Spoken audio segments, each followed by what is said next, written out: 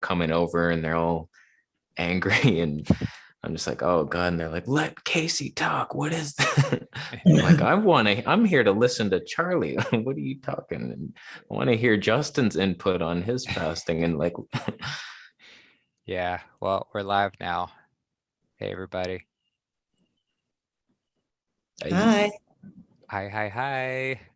Hey, Ichabod, Penny, Third Eye Trader, Kimmy, AZ, JC. cheers to y'all. Yeah, yeah, welcome, welcome. We're just we've just been chatting about all the things that we normally do. Vegetable police, he is dreamy. Just keep on throwing those comments out there. I don't mind them at all. Yeah, thanks for joining us today. So this is just to give a little introduction. I've been talking with Kasey about this, and Marie's on board as well, and we want to kind of make this a Chat about series.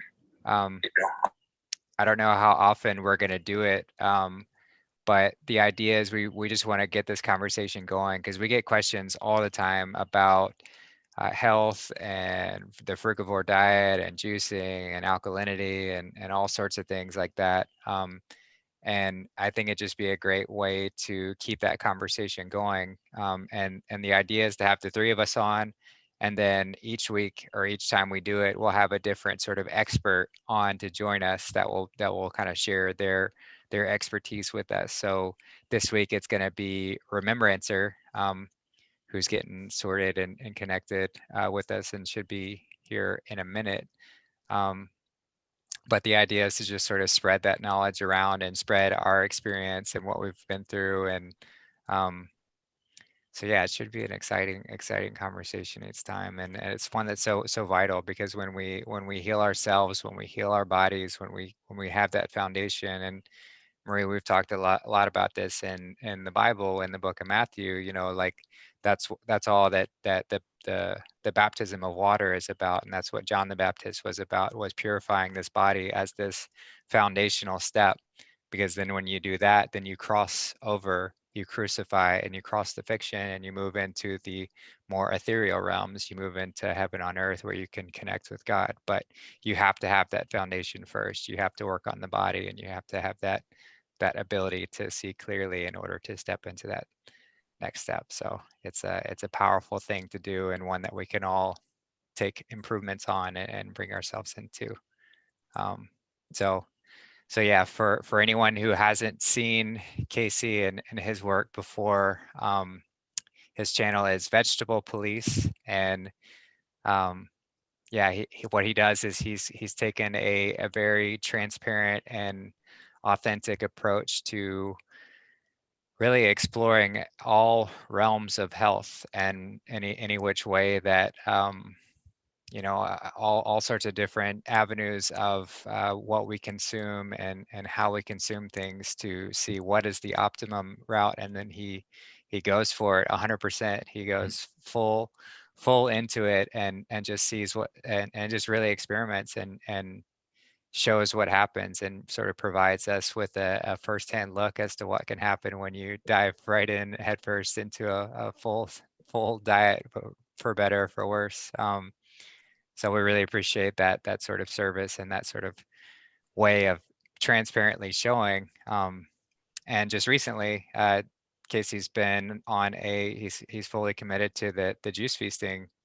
And yeah, you see he's got a nice glass of watermelon juice. And so yeah, Kasey, do you want to go ahead and give a little introduction to yourself and anything else you want to share as far as your journey and what got you here? Sure. Yeah. For those who don't know me, my name's Kasey, and I started the Vegetable Police channel years ago because I healed myself of ulcerative colitis. I was diagnosed in my early 20s, and the doctors, I was just having so much pain for so long. Like, I let it go for way too long, and I'm like bleeding. I'm like, what am I eating? What's going on? And so I get diagnosed. I had the colonoscopy and I could see my colon. I was like, wow, that looks as painful as it feels. And the doctors where like you have colitis, pancolitis, the whole colon is just ulcerated. And I was relieved. I was like, okay, the doctors, you know what it is, and you have the fix. I know you do. And so I was just like, so what do I eat? And they're like, oh, that doesn't matter. Just eat whatever you want. Diet has nothing to do with this digestive disease. Don't worry about that. But as soon as I heard that, I was like, it was this like realization that, okay, you guys are insane. It's obviously a diet related illness. It's my colon. And I realized I was on my own at that point. I guess before then, I looked up to the medical industry, like, oh, there they are. They're the experts. And then I just realized it hit me like a tank. Like, what do you mean? Diet has nothing to do with it. So I just started researching like mad. And it took me 6 years to find the raw vegan diet. Like, that's how well it was hidden back then, I think, or how bad my skills were at finding it. I kept researching different diets, and I tried a couple, and I ended up in the emergency room on my first attempt. I read this book, The SCD Diet, and this lady cured her daughter of ulcerative colitis. And it was with like, you make your own yogurt out of dairy. And so I'm doing this, and we'll come to see later, that's what was causing my colitis in the first place. I have a dairy allergy. And so like I'm going on this dairy, I'm making it myself, and I'm following the protocol, and I'm losing weight. I'm dying. I'm bleeding. I'm like, this is not working. I ended up in the emergency room because I was just like 110 pounds. I had nothing left. And so from that point on, I kept searching like a madman until one day, like I put so many hours into it. And finally, I remember being just so tired of searching. I was like, not again. Okay, diet, cure colitis. And then this new book came up by David Klein. I forget what it's called, Healing Colitis and Crohn's or something. And it was this fruit-based diet, and I'd never tried that.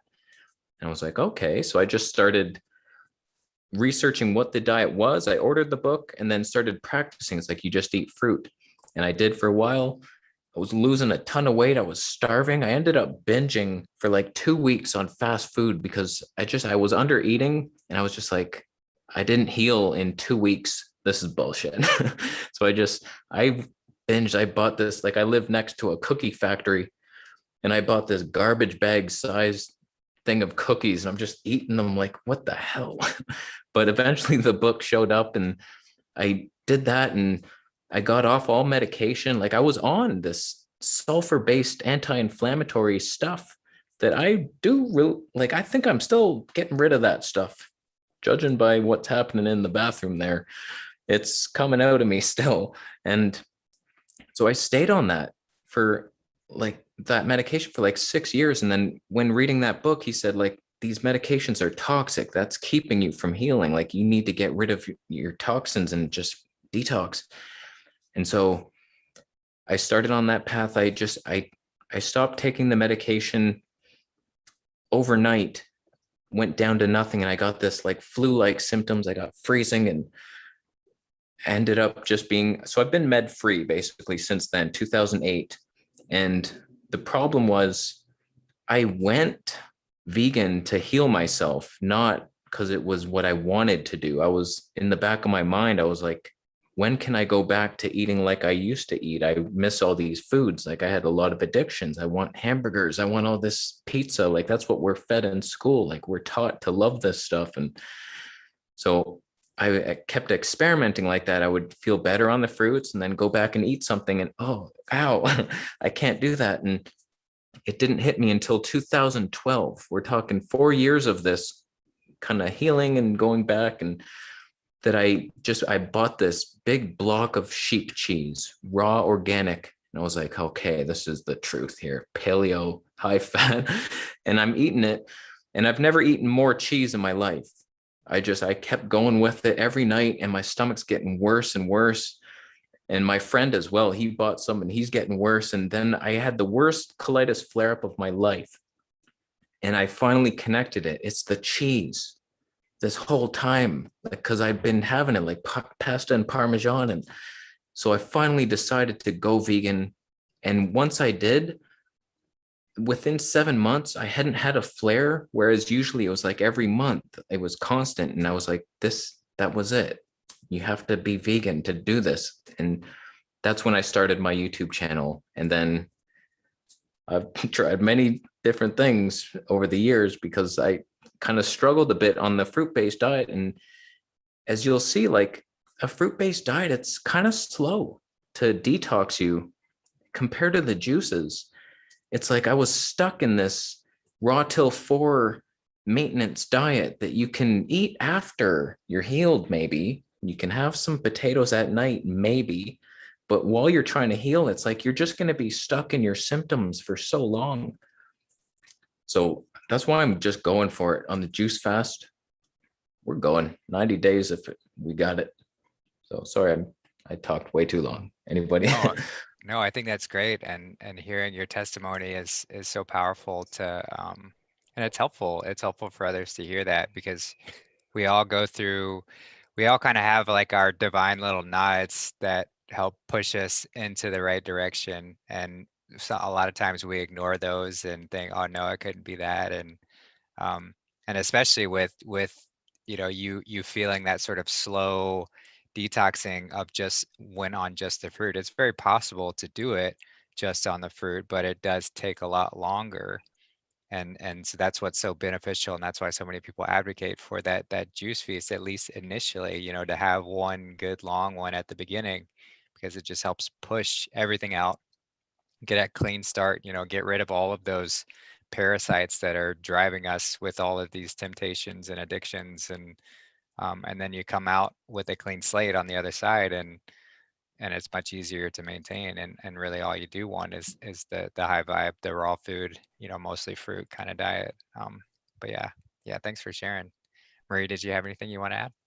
I just think what you're speaking to is like the power of our mind sometimes, and how we're so, we know it's true, we get it, but then there's that alignment that wants to happen where we accept it and we allow it and we're like, okay, I'm going to do this. So I think it's really inspiring to hear your testimony, because I think some of us have health issues that become so unavoidable because we're meant to go this deep and we're meant to be sharing our experiences, because it's, talking what Justin said in the beginning, like our bodies and cleaning out our bodies is something that I think most of us ignore.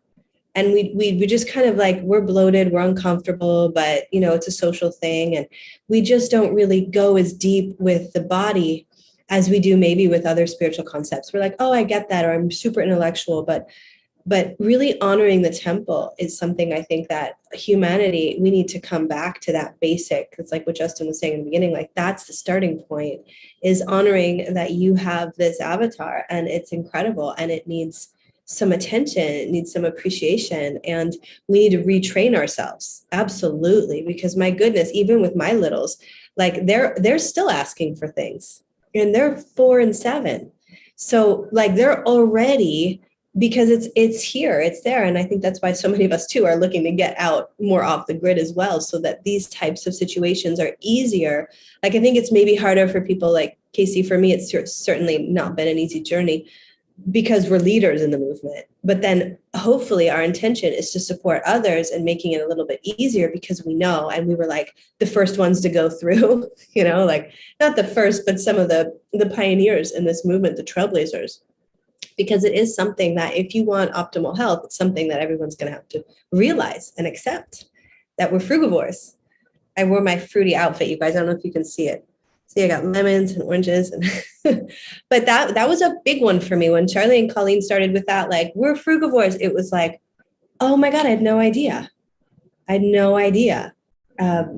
I just thought that, and I was vegan on and off my whole life, but, vegan, it was just always so hard to fit in being a vegan, and then it was that whole situation. I think that's why a lot of us too are so attracted to this community, because we have, brothers and sisters that we can talk freely with around the struggles and around the wins, and how great it feels to be getting all this gunk out.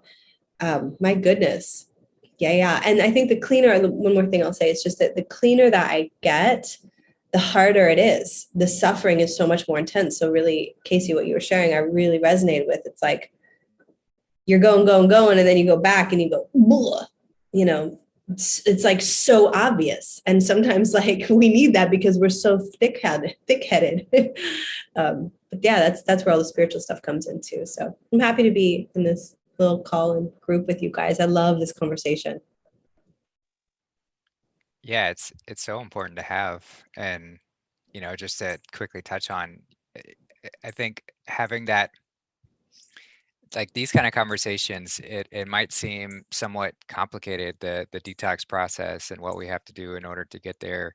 But fortunately, once we get over this hump, and for future generations, like it really does get really simple.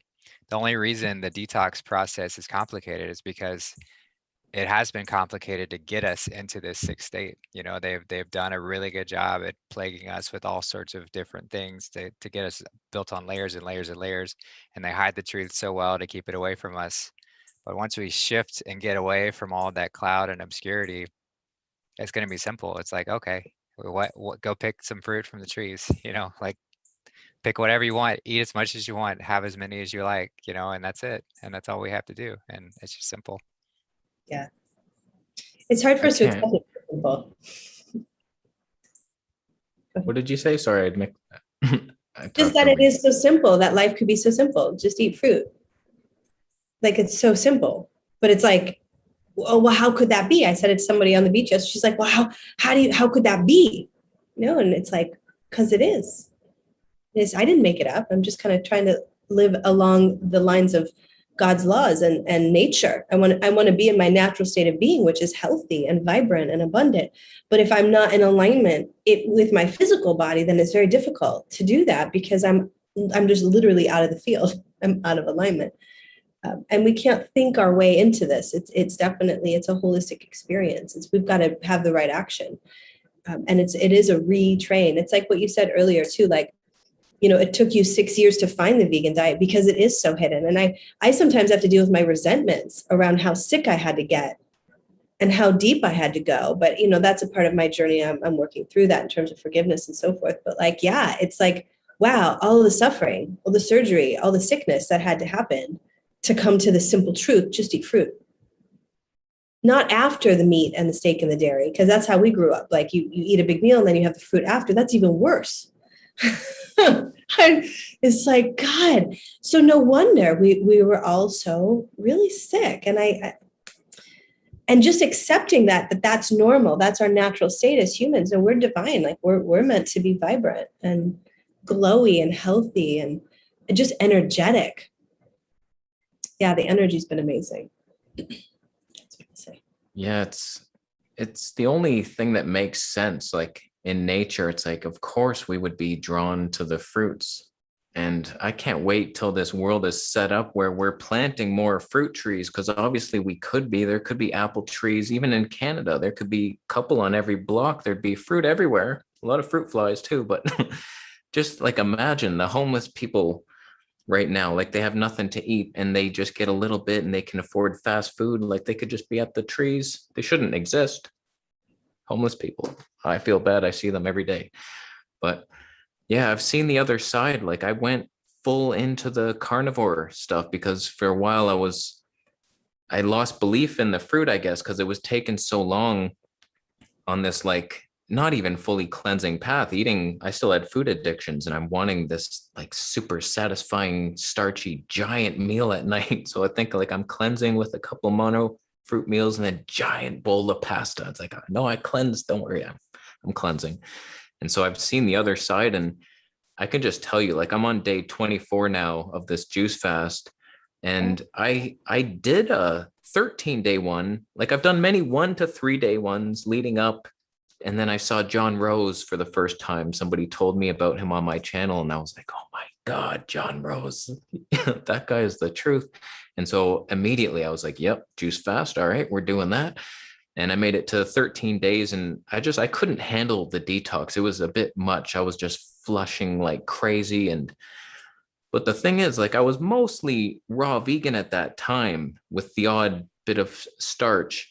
And I think by day 7, I wasn't really getting crazy stuff out of me. It was probably in there, but now that I've been on carnivore, you would not believe the things coming out of me. Like, I see it now very clearly. Meat is just sludge. It's mucusy and it's stuck and gets stuck there. Like, it's so sticky and old and it's nasty. It's so bad. And I'm seeing some experiments. If anybody's curious about some amazing YouTube channels, the Free Melon Society. This is my new favorite channel. He is amazing. I'll try to put a link if I can, but he's like fruitarian. He's done a bunch of fasting and water fasting, and he does these experiments where he cooked meat and showed you what it would look like in your stomach. So he boiled it till it was like digested, and then it was just so thick and sticky, and it's like, that's what I'm getting out now, and I can see it, I can smell it.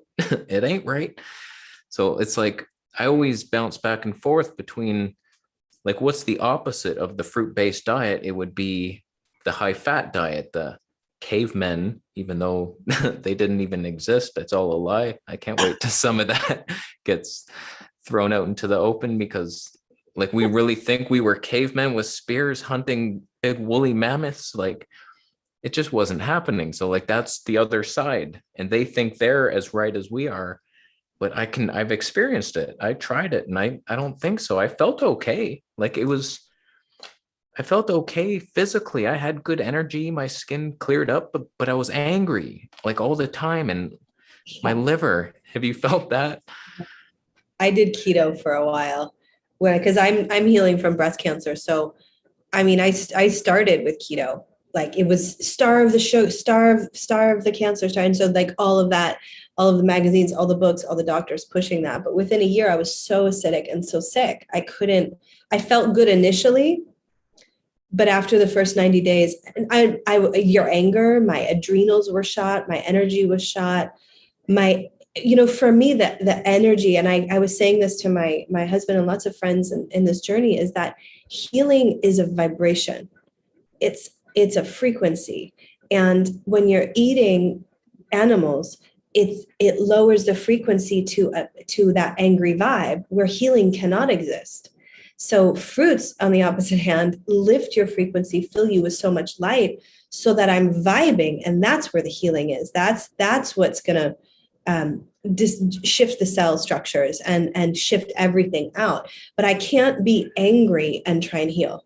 Those things cannot coexist in my experience. And so when we speak like this, it's not meant to hurt anybody's feelings or anything, but it's saying, look, Kasey's had this experience. I've had this experience going from, high fat, caveman-y type diet, and then shifting over to the frugivore diet. And wow, it's night and day. And it's so opposite. It's so obvious, the difference. It's just obvious. It's like, if I'm not listening to this, then I'm just lying to myself. And that kind of gets boring after a while, because you're still sick, and now you're lying, and now you're defending the lie. And then what? And then it took me for sure on this whole journey through, wait, were we cavemans? We were cavemen. Like, that never felt right. It feels more resonant to me to think of us, hanging out in the Garden of Eden, munching on apples and pears and yumminess, and taking care of each other and living in community, rather than trying to find animals to murder so that we can cook them or eat them raw and then live. Like that, again, it comes back to common sense, but people get really pissed when you say stuff like that. And it's just because of their attachment, and their vibration is lower. They don't like to hear that, but that's been my experience. And so I just have to think, if we're all one and we're all made from the same creator, then that is the truth. If it was like that for me, then it would likely be that for you. And we can see it in people's faces. We can see it in their behaviors. We can see it in how they respond to all sorts of stimuli that we see out in the world right now. That if someone is really high strung on the meats and the coffees and the dairies and the breads and the glutens and all of these things, they're generally not going to be very peaceful. I mean, that's kind of, they might be able to put on a little fake show, but we're talking about in the moment. Can you drop into the spirit of God in any given moment? Is a frequency that is nurtured with following your nature, which is the frugivore diet. Yeah, I mean, it's that micro to macro when you've got all of these things that we're consuming that our body really can't digest at all. It's like a war is going on inside. It's like there's so much complication, there's so much disharmony, and so it begins to manifest outwardly too. And that's why even if we, that's another great thing about juice feasting and having that clean slate to come off of, because when we can't even recognize what we're consuming and what it does to us, if we're just eating all sorts of everything, like just thousands of stimuli all coming at us all at once, we have no idea why we feel a certain way. And we're just like, oh, well, I just guess I just feel this weird thing today or whatever else, and it just manifests in this other way.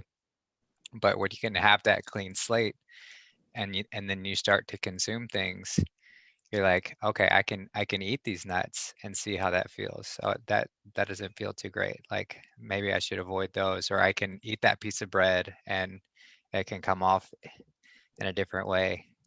Hey, what's up, brother? Always that minute of like, Yeah.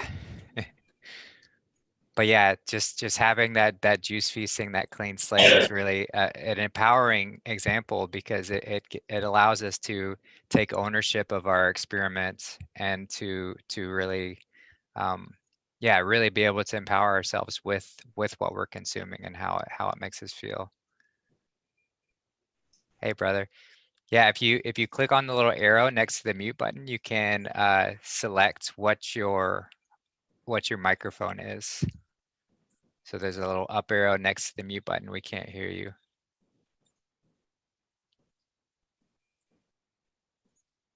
And then you just pick whichever one.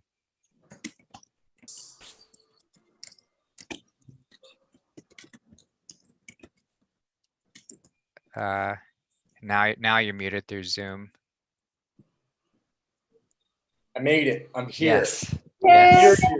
He's Loud here. and crystal clear. Hello, hello, hello. Beautiful. My electricity went out last night and then just again, so I had to do a walkabout to Santos's, but I'm here. Beautiful.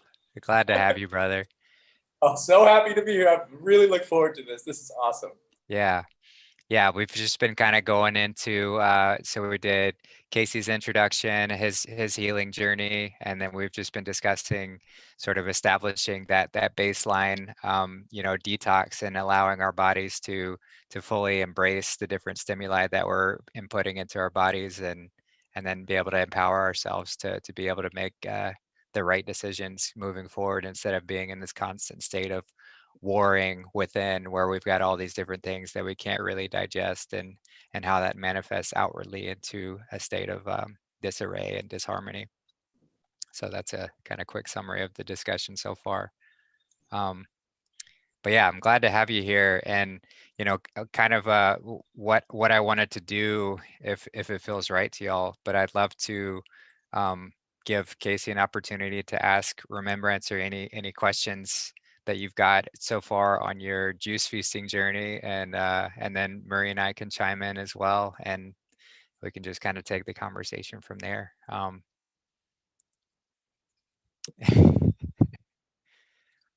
What are you sipping on today, Amber? Looks like grapefruit. That smooth grapefruit juice. It's my Nice. favorite right now. Yeah, I started my day with that too. That's how I broke my fast. Oh, So good. divine. It's the best. It's just the best way to love your liver as far as I'm concerned. So good. That's always been my least favorite fruit, I think. I must have not had a good one because it has that kind of bitter taste to it, but maybe that's a good thing. Yeah, they're well, super ripe down here in Mexico. I found it can be a hit or miss, but when they're in season, it's just the sweetness overtakes the bitter. But it is bitter because that's what loves the liver. So you're right, but that's typically indicative that it's not fully mature.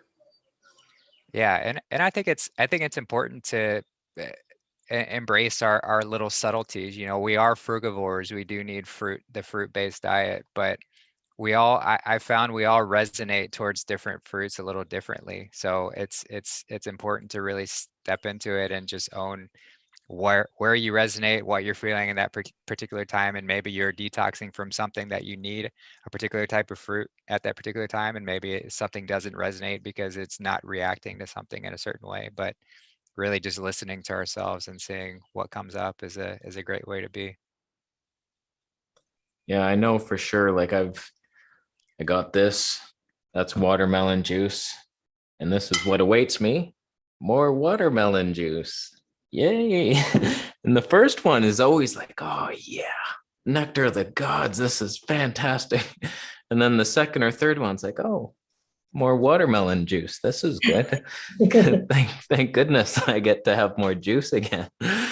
But yeah, sometimes it can get a bit much, but I juice it all at one time and then I have it. So it's like, okay, that was easy. It makes life easy, but it's not always the most fun time. But yeah, I did have an interesting question about slowing and speeding up detox, because a lot of us, like, we know fruits seem to be, well, nothing would be top of the mountain water fast. But when I was on a water fast, I wasn't releasing anything. Like, they're very different. A juice fast and a water fast, like, I just see it as like a water fast.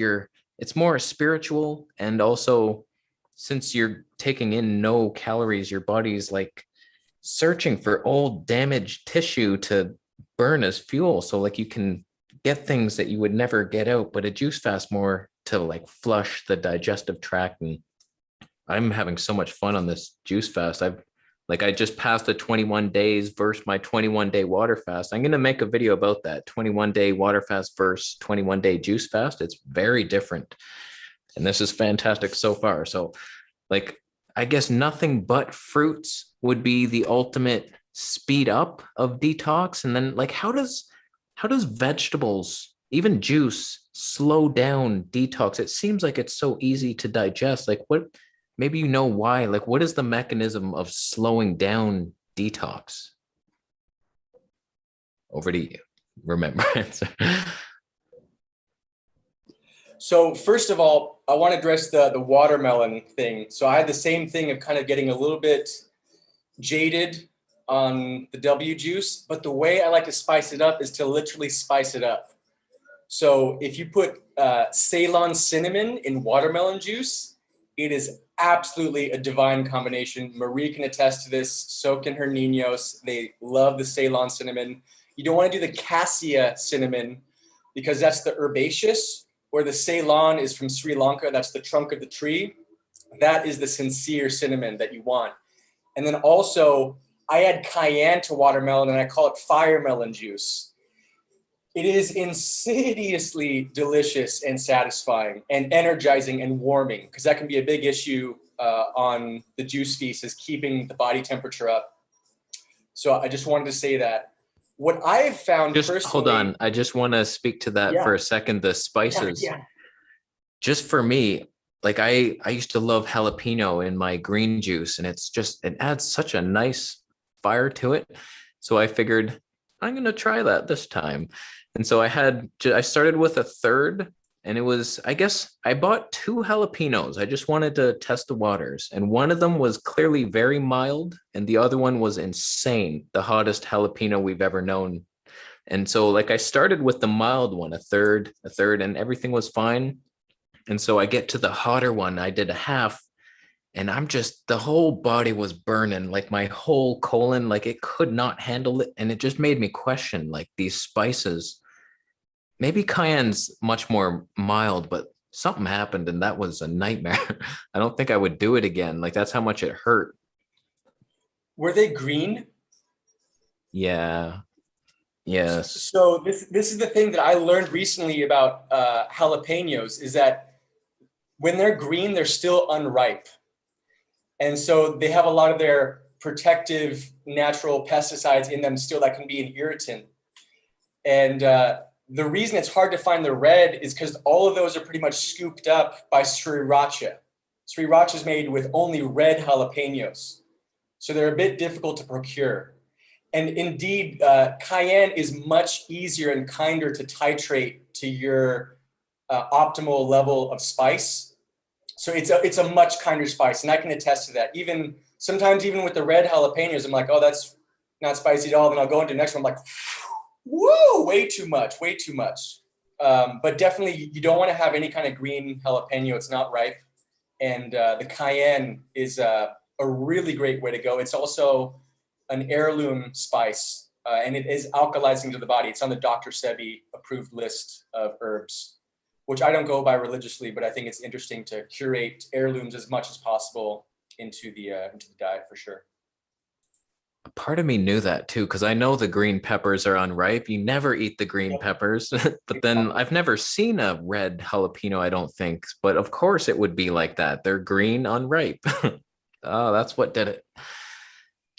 Yeah, Exactly. I didn't learn that until just like a month ago. What was that, Justin? well, I think there's, it's just another part of this grocery store where they give us food that's not proper for us to eat, and it's easier to transport unripe things, and peppers are one of those things that they don't ripen after they're picked, but they do last a lot longer in that unripened state. Red bell peppers and green bell peppers, the red ones spoil a lot faster, and they don't give a shit about our health. They just care about selling things. So they're only going to push that sort of variety in the stores. And we have just been accustomed to jalapenos being green, so they don't even really give us the option most of the time, unless you actually go.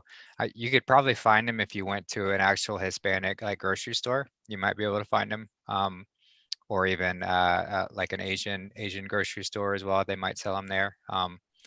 But yeah, they are a lot harder to find, which is just another reason like we should just be growing peppers ourselves, and then we could let them manifest and grow and to their fullest extent. Totally. And then speaking to your question about vegetables and fruit, the way I see it is like you're riding a wave. The fruits will flush. So that's like the projecting energy.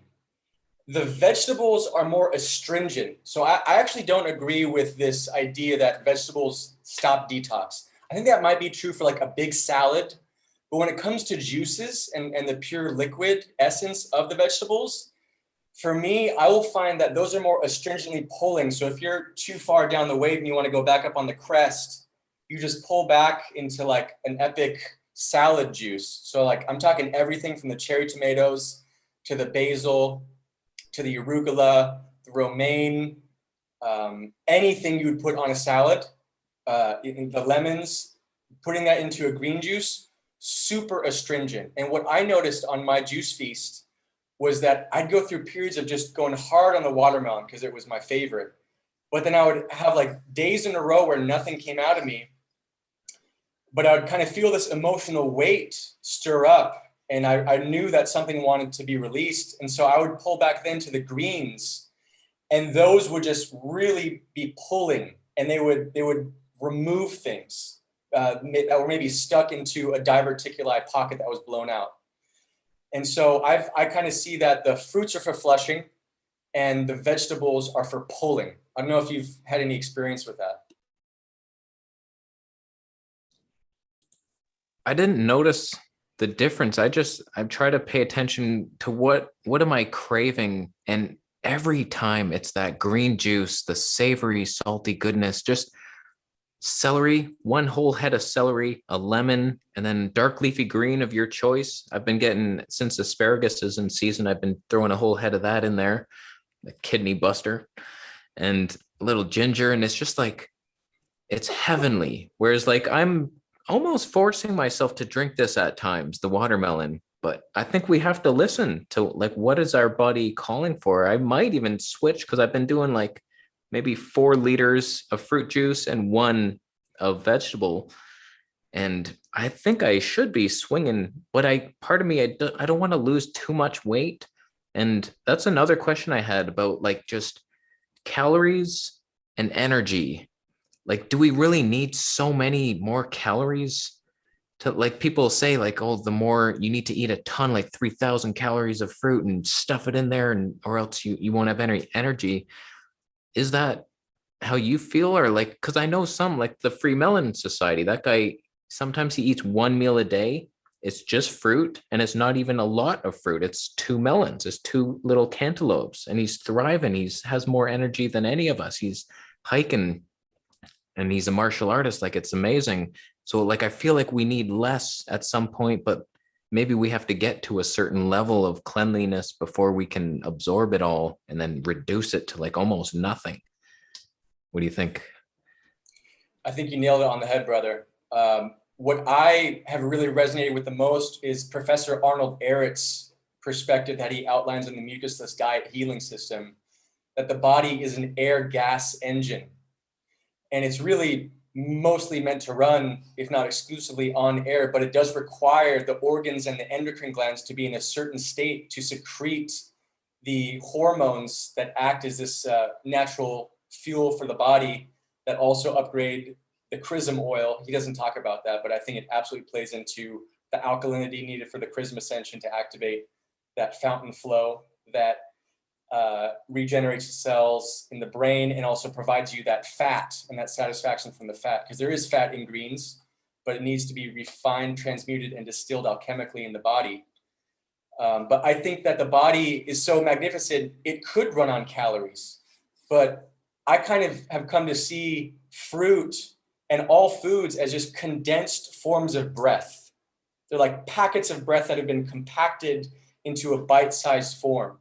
And yes, you can eat that denser form of prana, but it was fed originally by the air, and the air has the carbon, hydrogen, nitrogen, and oxygen that every food you see is made of. That's what watermelon is a combination of those 4 elements. Everything you eat is going to be a combination of those 4 elements. That's the tetragrammaton. That's the the ATGC in your DNA. It's this 4-ness that we're composed of. But I think the body is so magnificent. This thing can run on meat after things like the deluge for a certain period of time if it needs to. But optimally, even meat could be seen as like condensed, really densified forms of breath, prana, whatever you want to call it, chi.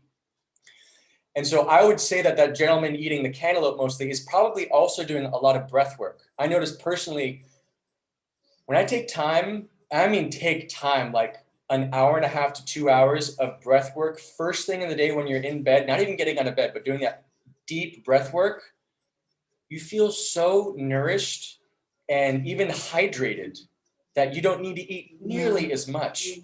But when we're in this system or illusion of rushing around all the time and going here and going there, or being in Wi-Fi fields, or not being grounded, then we kind of need to insulate ourselves more from those energies.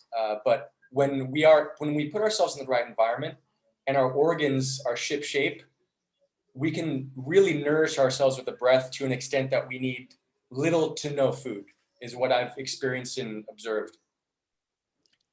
Can you expand on the breath work that you do? Like, is there a protocol that you follow, or have you found any good resources on that? I would love to go into that more. With pleasure. I just did it with Santos on the beach today. It was so fun. I call it Buddha bliss breath. So I'm gonna have to get up for this. Okay, so put on my freaking overalls. Okay. So this is tracing the torus field. It's called Buddha bliss breath. You first do an out breath, tracing the dielectric inertial plane out breath complete at this point. So that's it, Marie. And then moving your hands down, tracing the redshift part of the torus field at the root, not touching the hands, but going up the fun funnel of the fountain. Breathing in at this point of the redshift. So you're tracing the torus field. You go in, and then at the throat, blue shift, you go out. And then you do maximum breath at this position, because this is when you take pressure off the lungs and you can get full expansion. This is also the Algae's rune, which means protection. You're protected because this is maximum breath input. So start breathing in, maximum breath up at this point, hold the breath at this point, and then bouncing with the knees, sticking out the tum-tum, dropping the breath down to the bottom of the belly. Imagine like you're pushing into the foot, and you're holding it to the point where you feel comfortable. And then you can do either an ujjayi breath, which is pressuring the back of your throat in like a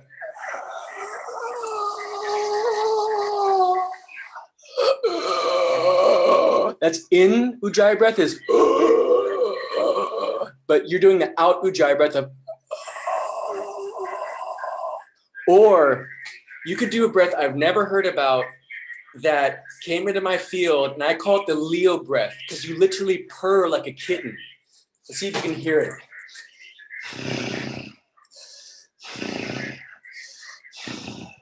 I literally feel a purr in my heart. So I like to do the Leo breath because I'm a moon in Leo tropically. And so just once again, very simply, it's diinitial, plain, tracing, out breath. Begin the in breath as the red shift traces. Branch the arms out, breathing in still. Arms up all the way fully. This is the apex breath. Holding the apex breath, dropping down, pumping out that Buddha belly, holding it. But you also want to be really careful because you can literally faint from this. So you could do it on your knees, you could do it on the sand, you could do it with another person.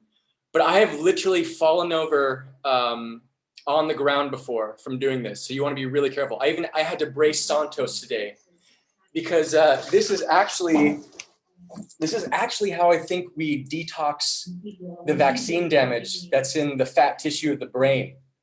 Because the toxins are stored in fat, the brain is a bunch of fat. And when you're pushing, the whole point of holding the breath is allowing that wave to reach as far out as possible, like you're actually digesting this prana. And you will feel so blissed out. You will have visuals because when you maximize your CO2 extraction, melatonin, when you subtract CO2 from melatonin, it's dimethyltryptamine. So this is how we breathe and create endogenous tryptamines. And this is why people snore. Snoring is ujjayi breath.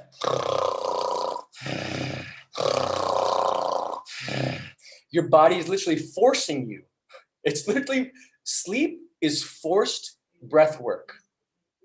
Sleep is forced breath work.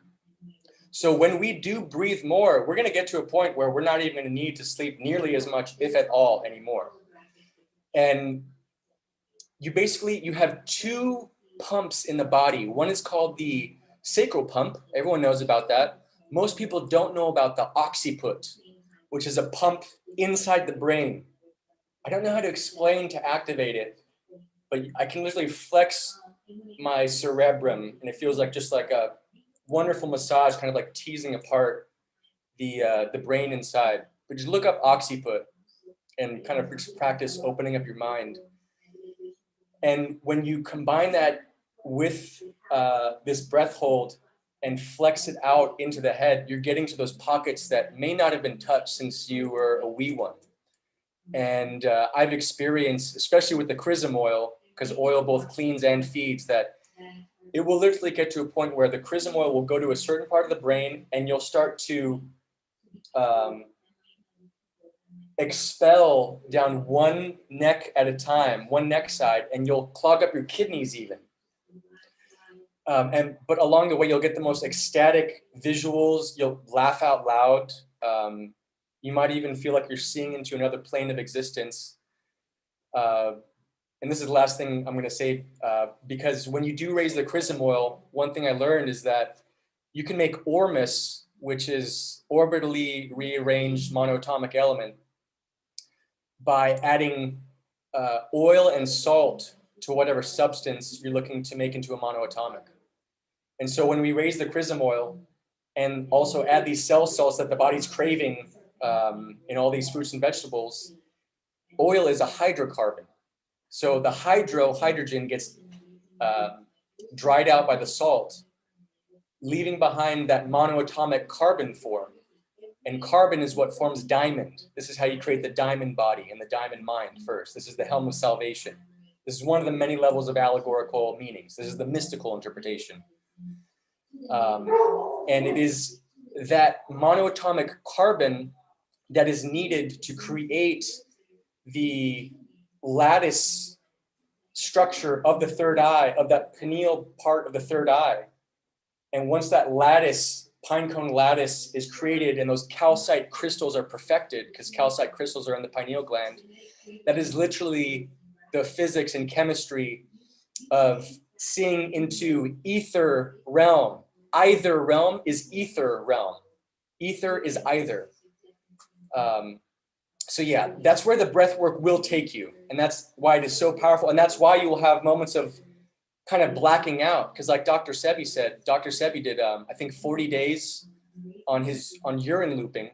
And he had a moment where he had a whole day where he was blind because all the mucus from the brain was just going down his eyes, going down and being processed by the body. So the breath work is super powerful. Highly recommend you don't do it alone. And if you do, make sure you're on a very soft surface. Thanks for that. Can I just chime in real quick on Ujjayi breath? Because we do some classes, there's some classes too on our YouTube channel with just yoga and breath work that are a little maybe less intense than what Amber just shared with us. But Ujjayi breath, Amber, I always knew it to be in and out through the nose.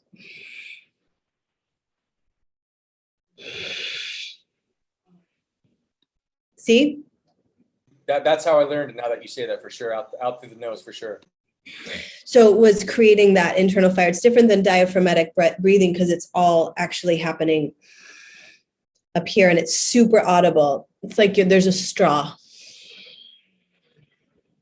So in the classes for yoga, for example, we would do any upward moving gesture is an inhale. So when you're, and I know that the days that I give myself a good hour on my mat, even 20 minutes, whoa, the energy, in the first, if you just do sun salutations, the first 16, 20 minutes, it's 142 movements in 16 minutes.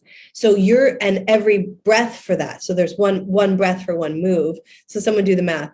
I don't know, 600 breaths, something, conscious breaths is transformational. Energy wise, and so much more centered, so many less cravings, so much more present, less triggered, less just we were talking earlier about the frequency, so much easier to stay in that frequency that healing requires, that vibe. That's what I want to say. I love you, Amber. I'm so happy to see you. Yeah, I've noticed. Am I muted? No. On this juice fast, I find myself taking these almost forced deep breaths. Like it's my body's like, hey, you better start breathing, buddy. Like you need this. And I was into Wim Hof for a little bit, but just like what Remembrancer just said, like you can faint. That kind of like scares me away from it because I've seen some things where like they're doing these breathing exercises. And one guy, I saw this documentary, I think it was by Yes Theory on Wim Hof. You can watch it on YouTube. And so they're all laying down, doing the breath work. And the one guy is like having a seizure or something after the breath work, like something, maybe it was beneficial. It just looked like, oh my God, I'm not doing that. And he brought him back and everything was cool. But yeah, some people were just giggling and laughing and hallucinating probably. But yeah, the breath, it's so important. I'm not a master on it. I don't have much to add. I think breathing in the city, maybe not. We could be breatharians in nature. I don't know, but a city breatharian, that might be rough. It's great to supplement your breath with essential oils. And I'll say absolutely, I have had seizures doing this breath work, and I'm really glad you brought that up. Because I actually grew up having seizures and epileptic spells as a child. And what I've learned is that it's actually toxins inhibiting the sodium uptake channels in the brain. And that has to do with toxicity in the brain. And so this is exactly what happens. This is exactly what I'm talking about. This is the way to cure vaccine damage in the brain. And the seizure is a side effect of this coming out of the body. It's also, maybe for men who have been circumcised, this can actually be a recall back to that moment of being clamped on that device and then having the foreskin surgically removed without anesthetics. That gets stored deep in the subconscious, and it's paired with that time that you were vaccinated, because the vaccines are kind of like the sulfur. The sulfur kind of keeps in all the parasites, yeast, fungi, mold, bacteria, like a rubber coating to all the crap. The vaccine is like a plaster on all the trauma of the sonograms, of the bright lights in the emergency room, of being slapped on the butt, when you come into this world, or being snipped and having the most sensitive part of your body mutilated. And I know that happens to women in some parts of the world too. So this is not just a thing for men. But I think I think the seizures are both related to the trauma of probably shaking from how bad that fucking hurt. I'm sorry to cuss, but it really it's an intense thing to talk about. And it can also be from these toxins being processed by the body, and the body just it's probably literally trying to shake it out and try to shake it loose. But I've absolutely experienced that. Not as much anymore though, and this is why I think it actually works. Is because if it was bad, I'd keep having the seizures, but that doesn't happen anymore. Not nearly as much. I don't remember the last time it did. It's much more of this bliss. The bliss can be kind of overwhelming, and I'll feel like I'm falling sometimes, but it's not the full on clinching up. But you're absolutely right, and I do think this is the best way to clean the brain from that kind of vaccine damage for sure. That's fascinating. With the as a victim of circumcision myself, that's such a traumatic experience. I'm so angry that happened to me. I wish, because they cut me good, and I can feel the skin is tight. They underestimated my potential. They didn't leave enough, and I grew past it, and we're stretching things, and it's not it ain't right. So that trauma, that's not good, and that the head's not supposed to be exposed, and that rubs against underwear, and it's just I'm numb down there, but it's still way too pleasurable. It's not that bad. I can still, but yeah, I can just imagine that trauma. And if they Bill Gates me right after that to drive it in there with emotions, that's a whole new level, Remembrancer, emotional vehicles to take. Wow. So got to get that out. I cannot believe you just made me laugh about circumcision. That is just a whole new level. A whole new level, for sure. Wow. And I resonate with that anger, brother. I felt that for a long time.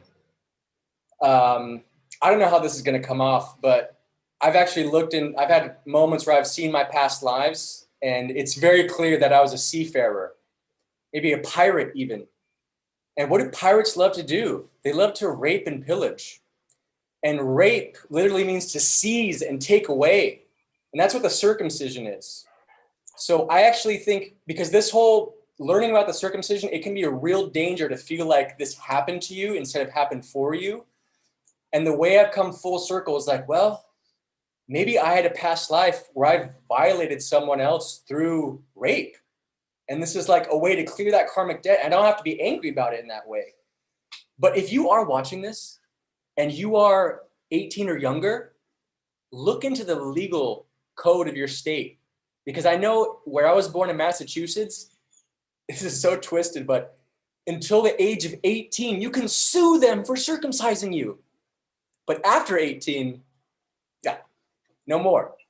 So if that is some kind of remedy you want to seek, great. If not, I recommend maybe doing a past life progression or just meditations and see, is there a medicine in that experience of clearing out some kind of karmic debt? And I'm not saying that's happened for anybody else, but I think for me, that could be true. And that's a way where I don't feel like a victim anymore. And I feel like it happened for me. But I do resonate with that anger. But I also know, some men, they get so angry listening to this, they commit suicide. I've read stories about that. People making documentaries and just dwelling on it. And I think it can be turned into something that, empowers you even. So I just want to put that out there. Yeah, beautifully said. I mean, I think it's so important to remember as we uncover all of these uncomfortable truths, that it's not The realization is not to further push us down into this victim mentality, because everything truly does happen for us. And even if it's hard to see in that particular moment, just think of the catalyst that provides. If it does inspire that anger in that particular moment, don't hold on to that anger, but transmute that anger, alchemize it, and use it in a way to where it's energizing, and it drives into a spur of either personal healing or distributing that information in a way that's enlightening for others, or whatever else. But when we take that approach to any sort of stimuli that we're experienced with, we take away that victim mentality and realize that victimhood is false. There is no such thing as a victim in this reality. It's all divinely orchestrated, and it's all perfect. It's all perfect exactly as it needs to be. So I'm really glad you said that. Just wanted to add that a little bit. Hey, Marie, welcome back. Yeah. That damn Mexican internet. Yeah. It's always good. In and out, in and out. I don't know where you guys went with this, but just if I could just add one little bit to the circumcision conversation, and just remembering when my son was born, and the OB-GYN walked in and was like, okay, so I'll be able to do this. She called it a circ tomorrow afternoon. And like, just as if there wasn't a conversation as if we were going to, it was just like, I'll be here tomorrow afternoon to do that. And Danny and I were like, yeah, we're not going to do that. And she literally, yeah, she paused, because Danny isn't. And I guess in Europe, it's not as common to do circumcisions, apparently. But she turned and she looked at us and she was like, that is really cool. And I'll never forget that, because not many parents had given it more thought. It was just, that's what we're doing tomorrow. So she had just assumed that we were subscribed to that.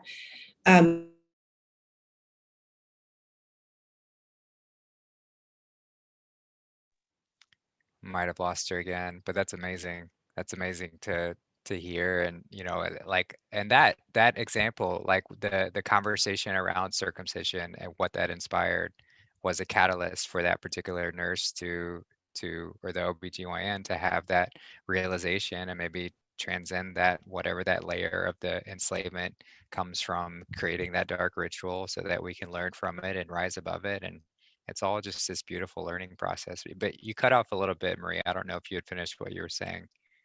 Well, just that, the same thing with the vaccinations with our children. I mean, we haven't vaccinated our children for anything. And they, initially when the child comes out, it's just within the first year, our vet, oh my God, our pediatrician there were like 80 vaccinations. And then after the first year checkup, we took Ruby, and it was with our first daughter, and they had said, okay, well, she doesn't need the ones for the first year anymore, because obviously she didn't get them, so she's fine. And so now they wanted to give us the second, whatever vaccination said they were going to give. And we said we were declining. And the pediatrician, this is what he said to us, said, I'm really sorry, but I have to release you, because we all, we have to vaccinate. Like, this is what we do here. But he said to us, and he looked at us, and he was so kind. He said, if I wasn't a doctor, I wouldn't have vaccinated my children. So we had some really good experiences with those cats that are really in it, but they're so deep in it, but he released us, but he said to us, basically, you're doing the right thing. So. That's amazing. Yeah. I mean, it goes back to your conversation about you being a button presser, but you do it in such a beautiful way that, like, you gave him an opportunity. You pushed the button and you were like, hey, there are those of us who are breaking away from that idea, and you can too. You don't have to be bound to that. Who knows what kind of seed that planted and what it might have grown into later on. So thank you for your service. Thank you for doing that. Thanks, Justin. I hope so. It's a big one with the children and what happens, these first 7 years, but even the first 3 months. And now all of us as adults having to clean up so much. And it's not that we do it regretfully, but let's save generations from having to go this deep into this. So it's just so much more natural to just be like that, to be like the raw beings that we are. Yeah, your kids are going to be so healthy. That's amazing. I wasn't expecting the reaction to both the circumcision lady and the doctor. It's like that's so amazing when these people like they get it behind the scenes. They're kind of forced to like, we have to follow protocol here, but like I'm with you. And that's amazing. I wish have no idea how many vaccines I got. I think we got one in high school, and that's when all my symptoms started. It could have been related, and then I needed like surgery on a hernia, and like my life fell apart. It could have been from that. I don't even know what it was, but oh, Bill Gates, he loves us so much. We love you too, buddy. What an asshole. Hmm. Yeah, sorry. I've this is one of my. I don't even think he's a person. I don't even think he's a man. He's got to Yeah. go. Yeah, I know a couple people like my mom knows like she's not going to get this, you know what, virus vaccine, like, but her friend is like, I sent him a bunch of stuff, like Canadian doctors speaking out about it and like proof. And it's like, there was a little checklist, like, once you get the vaccine, do you still have to wear a mask? Yes. Can you travel still? Like, no, but like you get nothing. It does nothing. And it seems to make you sicker against any other illness. It's like, but he still got it. And I was like, no, why? I don't get it. It's just one day those will disappear. But yeah, if we can go back to the diet talk, I do have another question for Remembrancer. Ready, You bro. spoke about oil being, and I've always thought like oil has its own purpose in detox. I feel like it does something different in a good way, like it surrounds toxins maybe and brings them out. But most people say like fat would halt the detox process. What do you think fat's role is? Like I'm right now, John Rose says to have a tablespoon of flaxseed oil with your juice fast. So I've been doing that, and I seem to be breaking out more in acne when I do that. And I've always had that connection when I'm on this like high sugar fruits and I add in too much fat, I get all this acne. And I think it's because like in my mind, it's like my blood sugar is now not clearing fast enough and I'm feeding the candida, and that's what I think. But could it be detox, or like what are your thoughts on that? And So absolutely, for men, flax is ideal. For women, hemp is ideal in the juice feast. And its function is to help the gallbladder flush and get out, gallstones, or just keep that pipeline lubricated to create a healthy amount of bile for your body. And a huge mistake is to combine fats with sugars, because that is an absolute recipe for feeding candida, yeast, fungi, mold, bacteria. So I would really reserve adding the oil in the juice feast with those green juices. And my personal favorite combination, which I haven't heard anyone do, is to juice sauerkraut. Oh, I'm just getting shivers talking about it. I love me some sauerkraut. It is so good. And when you're in this flush state, you're also flushing a lot of the gut microbiome out. So it's good to have the sauerkraut in to replenish those healthy bacteria in your body. And the sauerkraut with like a salad juice and some oil, that's a recipe for some yum yum. Because, when you have a salad, you'll add a little bit of fat, and that's all good. But you would never add, oil to watermelon or orange juice. It just sounds bad, right? That's because the sweets and fats no go together. They do not go together. So yeah, I would just say its function is to clean the liver gallbladder, which cherry juice is also the king at. So if you can get cherry juice, that's also prime for the liver gallbladder system. But the oil is good for the liver gallbladder, and it's also just kind of grounding. It gives you some nice weight and groundedness, which can be a difficult thing on the juice feast. But yeah, I would say that's the function, and definitely want to avoid combining fats and sugars. Not a good combo. And it's also in a lot of food combining charts, you'll see those do not go together. Yeah, so there's a lot of conflicting information about the fermented foods, and using salt to create sauerkraut and pickles and things of that nature. So I'm wondering if you could expand more on that in general. I know there's some people in the chat asking about it, and I personally, I've gone away from sauerkraut and pickles and things of that nature, just to try and stay away from the salt. But I love them. Like I love their taste and I love their flavor. So I would love to kind of hear more of your thought process behind that. For sure. I agree with a lot of what you said, and I don't remember the last time I had sauerkraut. And I do typically avoid it because it does have the salt, but you can make your own salt-free sauerkraut with cayenne or chili powder. In terms of the fermented food, I do think that the gut is meant to naturally ferment a little bit of foods because it does create the gut bacteria.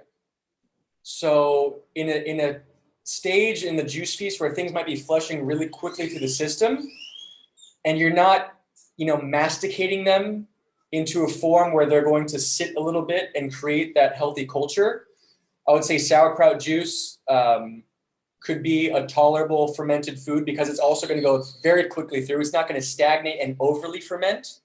I think there's a balance to be had. But I would say absolutely ideally, make sauerkraut with just chili powder or cayenne pepper and make it salt-free. I haven't found that. It's the kind of thing where you might have to make it yourself. Is that same process of just massaging the cabbage with the cayenne pepper and it creates that same sort of... From the recipes I've seen is you basically, chop your cabbage and then you massage in a mixture of chili or cayenne pepper in lime juice. You don't want to use vinegar or anything. And you just massage it and then let it sit in a mason jar with a fermenting aerator in the fridge. And it's just as good, if not better. I've never tried it. I've only read about it. I read about it a lot because I was trying to get those ingredients in Nicaragua. But I couldn't find a decent cabbage that I trusted. But when I find that trusted cabbage, I'm doing it. Nice. Yeah, I love the process of making sauerkraut. So I'm gonna try that for sure. It's a fun one. Yeah, and I found you don't even have to get the special jars or anything. You just have to crack them every day or so, and you can do it easy just with some mason jars and some lead. Awesome. One pro tip I want to interject on that subject is that with these mason jars, you got to get rid of those metal lids. Anyone who's had a mason jar, you see how quickly those things rust, decay. You do not want that in your body. Get silicone lids, or what is it, a plastic lid? Yep. No judgment. No, that's a better that's a better solution than the metal. Silicone sounds better, yeah. Yeah, but so that's the better. The best is the silicone lids, and it fits on with the metal toppers, but none of the metal touches it. So really, if you're doing the mason jars, you want to get your silicone lid game on stat.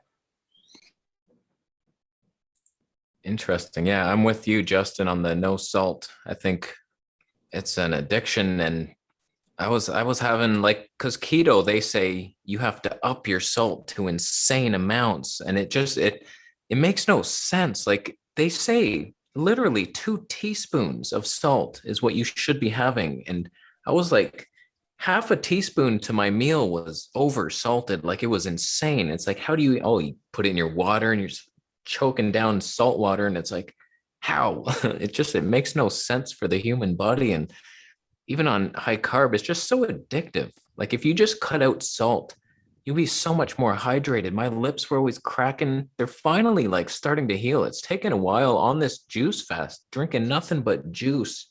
It's taken a while just to flush the salt out and rehydrate my lips. It's just so harsh. And I've known it for years. That was one of the first things I learned. It can rust the metal off your car. Just look at all the cars when we're shoveling the snow and we put salt on the roads, and all that's from it can corrode metal. What do you think it's doing inside your body? And seawater would dehydrate you so fast, but adding it without the water, that'll hydrate me somehow. And so I think it's a poison. And I know some David Wolf, he's sodium's the key to life. You just need a good salt, Celtic sea salt. And I don't know. I don't think so. Yeah, well, and I'm sure Remembrancer can touch on this a little more, but there are certain cell salts that we do need, but they're all bioavailable from foods. And so I know Santos and Remembrancer are huge advocates of getting those cell salts because there are 12 of them and they all match up with different zodiac signs. And depending on when you're born, we actually, just based on the 9-month pregnancy period, we have at least three cell salts that were lacking from the times that, that we weren't in the womb to receive those cell salts. So those are, it's a different form of salt. It's not necessarily just the sodium. I mean, it has sodium in each one, but um, so that would be something to potentially supplement. And then I've been experimenting a lot more since Remembrancer suggested it, but with like dulse and seaweed and things of that nature. So whenever I get that, because I still have, I still love salt, but I've completely cut it out of my diet. I don't do any just salt. But whenever I do get those cravings, I just sprinkle in some dulse flakes and get it that way. Which has been, I've seen a huge improvement because I had that same sort of issue where my lips would crack all the time, even after I did my first juice feast in December and then went straight back to raw. Um, I was eating a lot of avocados and I love salt. So I would just douse them with salt but I did notice my lips were cracking all the time. Um, and that hasn't happened since I cut out the salt and I've just been using the dulse flakes instead. But you still get that same, just a little bit of satiation for that craving. So that's my plan, is just not do any of the actual salt, but just have the seaweed as that supplementation. Yeah, I think that's probably why I love that green juice so much, with an entire head of celery in it. It's a lot of sodium and it tastes so salty. I think that would get rid of most salt cravings, just having that. But yeah, seaweed too. I have a bag, dulse, in the fridge. I can't have it for a long time, but it's in there waiting for me. Does Remembrancer want to talk about salt? What are his thoughts on salt? Yeah, if you could talk about salt and then cell salts too, if you could tie in all of that, that'd be great. Un placer, amigos. I would really recommend getting a chart. They're free online. You just search the internet, cell salt food list. See which cell salts are in which foods, and just go straight to the source. You don't need any middlemans. I think things like Schussler cell salts are great for people who might feel like they're in a rush and they don't want to do all these calculations. But for people who are interested in making this a lifestyle that you can do anywhere, you can find all of these cell salts in a prepackaged, beautiful, natural form in fruits or vegetables or herbs. So just look at the lists, look at when you were born, and look at the zodiacal signs tropically. 3 on down the list. So, as a Gemini, I look at the cell salts for Cancer, Leo, Virgo, and a little bit of Gemini as well, because I was born in like the middle of Gemini, so I don't have the full expression of that salt. So some people will say, like I just said 3, I meant to say 4, because unless you're born on the 22nd, you're going to need a little bit of that salt that's in your own sign. So you're looking for 4 salts.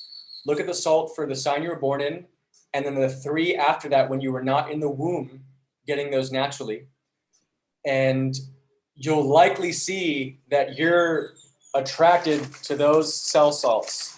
Like I'm really attracted to coconut, and coconut is one of those cell salts that I naturally don't have a lot of in my body. And so you'll find that your tastes are very much affected by those deficiencies. So I would just get a list. I would both get the zodiacal image that you can find for free online. It's the cover on William Kasey's The Cell Salts of Salvation. And it'll tell you each zodiacal sign and that specific cell salt. See where your deficiencies are, and then get a list of what cell salts are within each food and curate it that way into your diet. Very practical, no fuss, not complicated, and very necessary for sure. And even if you have, You can even diagnose this by, like, if you have a bone deficiency, that's the cell salt for Capricorn. So even if you do have some of that, like you were in the womb during Capricorn, you still might have a deficiency in that. Your body will tell you what it needs based on the symptoms. So you can see charts on cell salt deficiencies and how that manifests in diseases. And then look at them in foods, and then look at the zodiacal organization of those salts. And between those three, it's a very simple way to customize your diet and make sure you're getting all the salts that you need.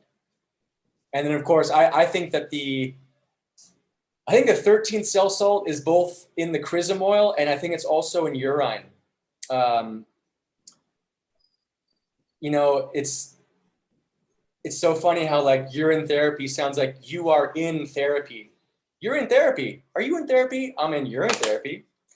And I met a bro here in Puerto Morelos, and he told me he looked into this old alchemical tome, and he said that he read you can literally make gold out of evaporating your urine and making a salt. The book literally gives you instructions on how to evaporate the urine. Urine begins with UR. The city of Ur. Ur is also a word for gold. And the alchemical book was literally about how to mint gold from your own urine. And that got me thinking, like, man, what if this whole, you know, Peter Piper piping of, like, the septic system is actually taking all of our waste matter to these large factories? What if they're just literally minting gold from our urine? Wouldn't that be the funniest thing in the world?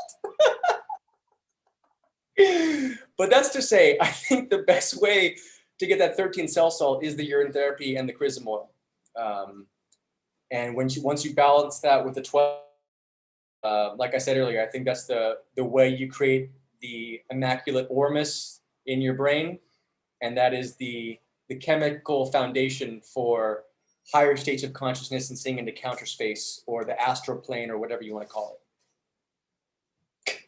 So crazy. I've never even heard, like, those theories, the zodiac and the cell salts. It's like, wow, I'm still on very basic levels, like calories, sugar, fat, minerals. Like, there's such levels to nutrition. Wow, we're in for a treat. Kasey, I wish we were have you taught looked this into stuff. Santos Bonacci's work at all? Yeah, I've watched a bunch of his talks, mostly on the flat earth. Oh yeah, there it is. There's That's my mouse pad now. But yeah, he's fascinating. Him and Charlie. Yeah. But does he do, like, nutrition lectures? Does he have? He talks very much about the importance of veganism karmically, and that raw diet is optimal. He's the one who actually inspired me to do a juice feast. He did about 60 days, as I recall, and experienced amazing benefits in his body. So he's very much focused on the importance of diet, both on a physical level and a spiritual level and a mental level. So he talks about it quite often. He's very adamant about getting people to go vegan and improve their karma.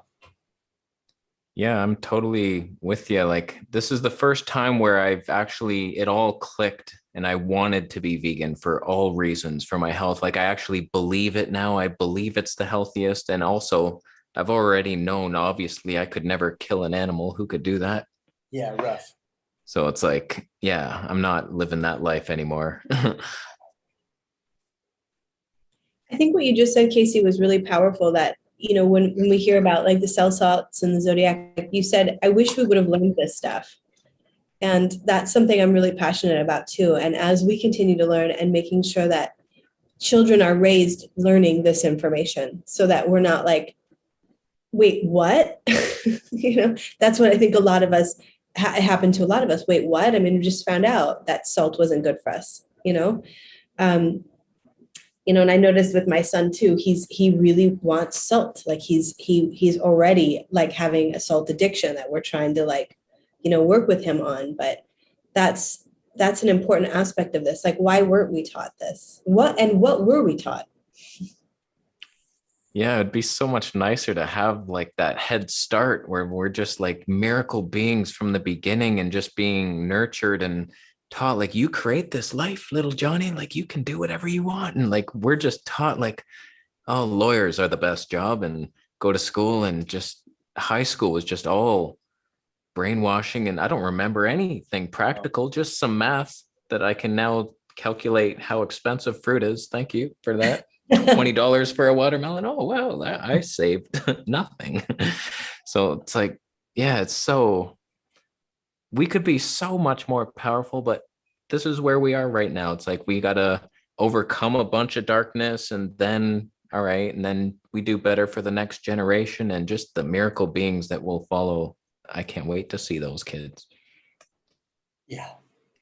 I think it's the kind of thing where it's going to take probably 7 generations to reach the apex being expression, because a lot of these curses that we're inheriting and that we have inherited, let's say, and that we are expelling, from what I've been reading in the work of Samael Aounweor, these things can last for like 3 to 4 generations. So I think it's important to have like a long-term perspective. We're getting into some amazing information, but when we're back to the 6th sense of intuition and the 7th sense of telepathy, and then on up to the higher ones of telekinesis and all that stuff, we're not even going to recognize the language that is being used. It's going to be so unfathomable to where we currently are. It'll look probably bizarre. So I agree with you. You know, this is why my whole life right now is studying the work of Rudolf Steiner, Waldorf schools, these geniuses that have looked at the system and making it holistic. And I really think that, you know, the natives had it right, where they didn't have a need for a school, a pharmacy, a grocery store, police, a bank, because it's all syncretized into the lifestyle. So I think it's not even going to look like, how can we reform education? Because for a long time I was going at that route, like, how can we reform education and recreate schools? It's like, no. How can we make a lifestyle that is so perfect, pure, and distilled? It is providing the finances, the education, the protection, the nourishment, all of the basic necessities and more. And I think ultimately that's going to look like going back to the garden. I mean, that's how all great stories are, right? They end as they begin. I think we're all right now in our own rooms with our own blenders, you know, being very inefficient with like our own electricity. But, you know, I think it's going to look like very soon we're going to get more interested in sites like woofing.org and Workaway and start to gravitate towards stewardship and having that relationship with the earth where it's like, no, I don't need to go outside and ground. I've been grounding all day, you know, because I'm made to do that. And I really think it's going to be this lifestyle that is singularly inclusive of all these needs that, you know, it's just going to be the answer to a lot of these questions, like, what kind of government do we want, or like structure do we want? What kind of banking system do we want? What kind of education? It's all going to be factored in to the virtues.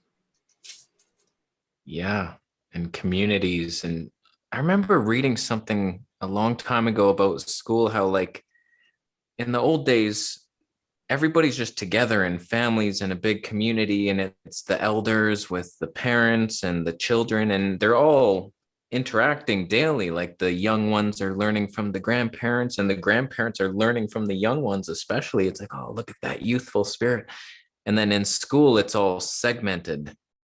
3-year-olds, 6-year-olds, you're all together, same level, like you're not really learning. And then there's the one teacher. But yeah, we need more community, just families together. We can build it. We can build it. I mean, it's happening. I just want to just real quick, you know, with the 7 generations aspect, like, and our responsibility is to be the first ones, you know, like, and when I see my kids and I see what's happening with our little community here, and already it's like, it's fascinating to see that this is starting. You know, I thought it was something in the future.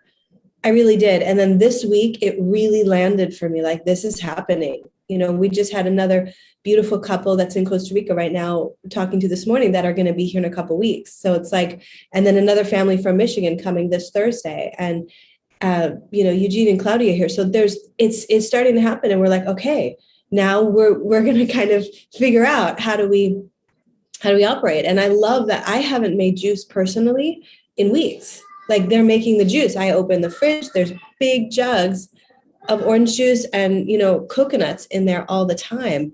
Like, and that's what you're talking about in terms of like, we're all with our own blenders and juicers. We just learning how to connect with each other, how to love each other, how to support each other, and how to give each other space, because we need that too. And as long as we have that foundation and of like, this is what we're up to, we're trying to manifest the garden, or we're getting back home to where we came from.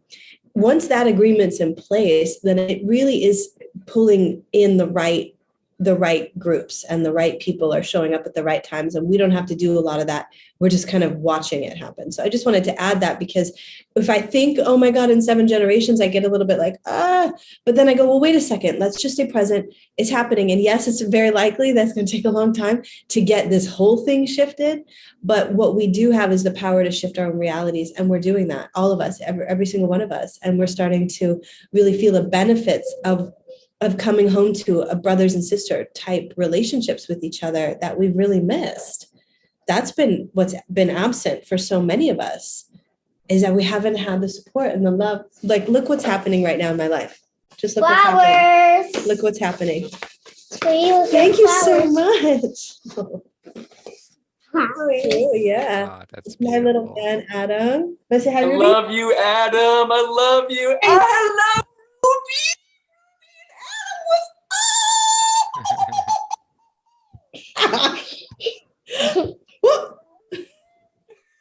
Hello. Hi. You miss us?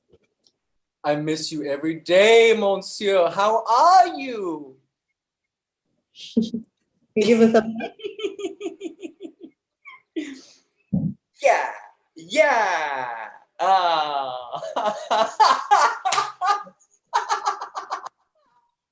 We're doing it for these guys, and all of you guys are their teachers, their examples. Like, they're telling the kids, no, we just eat fruit. Like, they're teaching the kids how to regroup. And Amber, you guys, you laid a whole encyclopedia on us that we're still sifting through when you were here with us, and we love you so much for that. And that's what this is sharing our information and doing it right for them and teaching them. And Claudia said it perfectly. She's like, yeah, she said, when I'm with your kids, it helps me to stay in my right mind.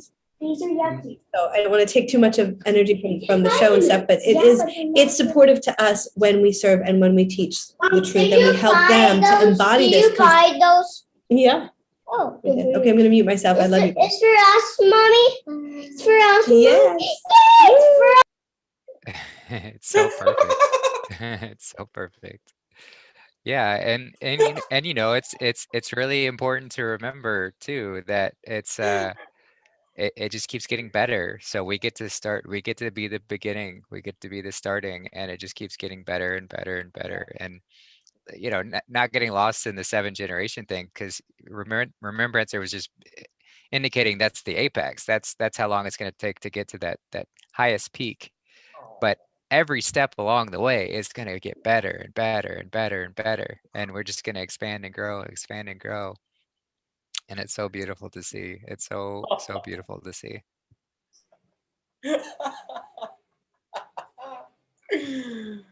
Oh. But yeah, Kasey, did you have any more questions or sort of practical things you want to get into? You're muted. Part of me knew that. Kidney filtration. I just have a couple observations to share. I noticed like I was eating the starch-based vegan OMAD and I'm filtering every day. It's like, well, look at all this sediment. I'm detoxing. As soon as I hit the juice fast, gone. Like it's just clear liquids now. And that's interesting. And I had some fun with my girlfriend and I did not go to the end. You all know what we're talking about here. And I always do that. I never release anymore. I'm just trying to do the right thing. But that next day I saw sediment. So that was interesting. Just a couple of observations, but I feel like if we eat these bad foods, then our kidneys are going to get rid of it. Maybe we just don't release that much through the kidneys. Like, why aren't I seeing massive amounts of sediment now on this juice fast? Should be pouring out. I've seen Dr. Morris just shared a story where he's working with a kid who had vaccine damage, and he peed out this black stuff. And on that day, that was the day he recognized his mother for the first time. Like, he was autistic from the vaccines, and he peed out the black stuff, and then he's like, he's coming back now. It's like, I believe it. Just why aren't I seeing that sediment there? Yeah, that's something I can relate with too. It's been something where I've been a little frustrated with the lack of sediment in my urine. So yeah, I'd love to hear your thoughts, Remembrancer, on the sediment release. Indubitably, the kidney filtration is necessary. And it was my goal to do that for quite some time. I didn't get it on the 144-day juice feast. When I got it was when I was about 6 months in Nicaragua, eating mostly watermelon. My diet was basically a lot of watermelon, rambutan, oranges, a lot of passion fruit, some coconut. But it was mostly when I was on the watermelon eating it, especially if you can get watermelon rind that is like crispy and crunchy and digestible. Not every watermelon you can eat the skin, but if you can, I highly recommend it. So for me, it was really eating the watermelon that got the filtration. And it just kind of came out of nowhere, but I think that was like 2 years after wanting to get my kidneys to filter. It took me 2 years to get it to filter. And that was about 1.5 years into raw. And because I basically started doing raw, the juice feast is like when I started going fully raw, because after I did the juice feast, I didn't even want the cooked anymore.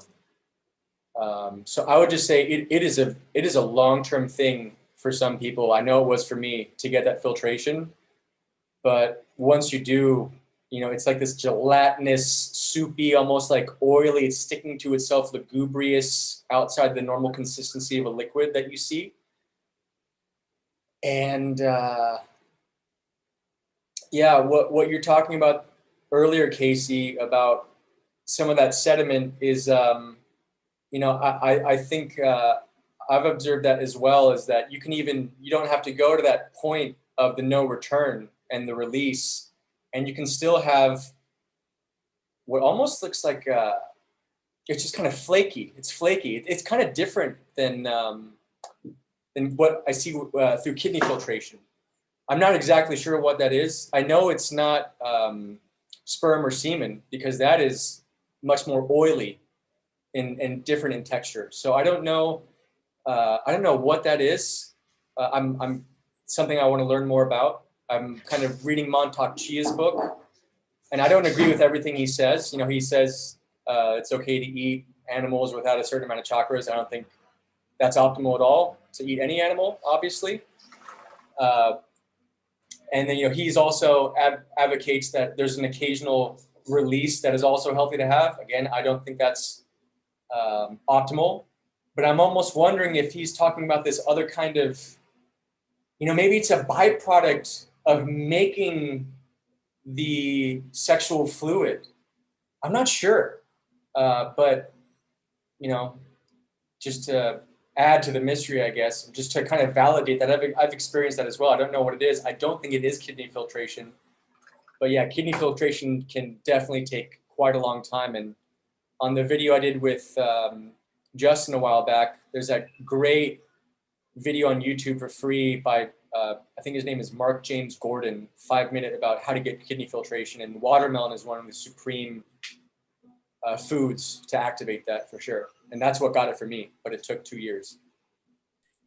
Yeah, it's just weird because like when I'm eating junkier food, like it seems like they're filtering. Like I see the sediment, or is that something different? Like it's just maybe heavier byproducts of the food because it's like it's coming out. I was adding beets into my starch meal and I'm like, oh, beets are the key. And I'm just thinking like I'm releasing all this sediment, but not when I go on raw for some reason.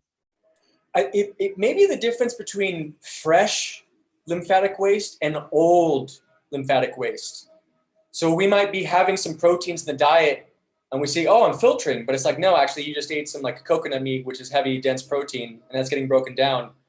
But there's still like, up in your lymphatic system or somewhere else in the body, there's old stagnant lymph that still needs to be broken into. And I think that a lot of that old stagnant stuff, it can really only be moved with breath. That makes a lot of sense, actually, because when I was in Nicaragua, I was doing the most breath work I've ever done, like routinely 2 hours, first thing in the day, breath work, best. I mean, it kind of sounds extravagant, like who's got 2 hours to just breathe? But it's like, when you start to think about it, it's like, who doesn't have 2 hours to just breathe? Like, it's the most vital function of the human body. I'm 33 and I'm just learning how to breathe properly. I still have to remind myself to take deep breaths.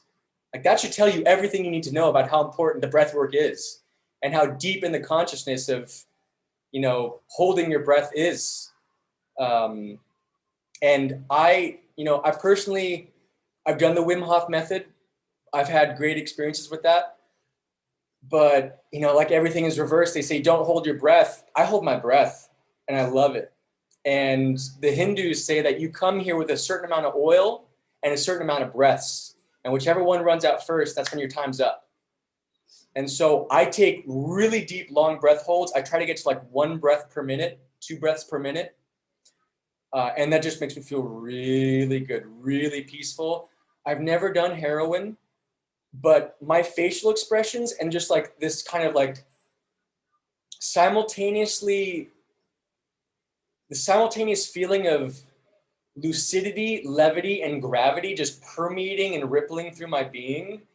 And my facial expressions, I'm like, oh, that kind of like looks how I've seen the caricature of a heroin addict, just like, oh my gosh, like really deep, undeniable bliss. And that usually comes in at about the 45 minute mark. Like it takes me 45 minutes. Yeah, I'm talking about, Marie. It takes a while just to warm up the body to receive and open up and relax. And it's like, okay, I can surrender to this. I don't have to do anything except breathe. I'm going to open up. Now I'm going to open up. And I think this is why, all pretty much religious traditions, the moment of enlightenment is with a tree. Trees are the master teachers of breath. They are the masters of breath. Buddha had that epic lecture where he just was silent and held up a flower.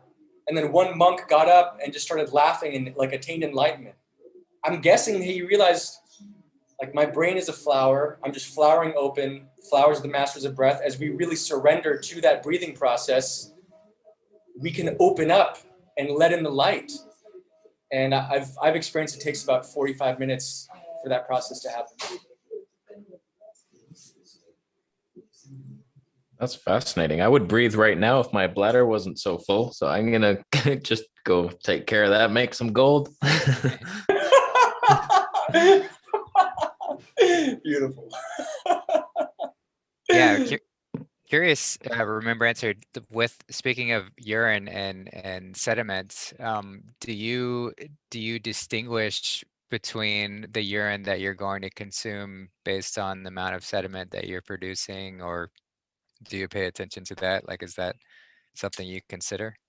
Oh yeah, if I'm producing sediment, it's a no-go on drinking your flow. It's just not happening. There's no reason to cycle acid back into the body. No reason at all.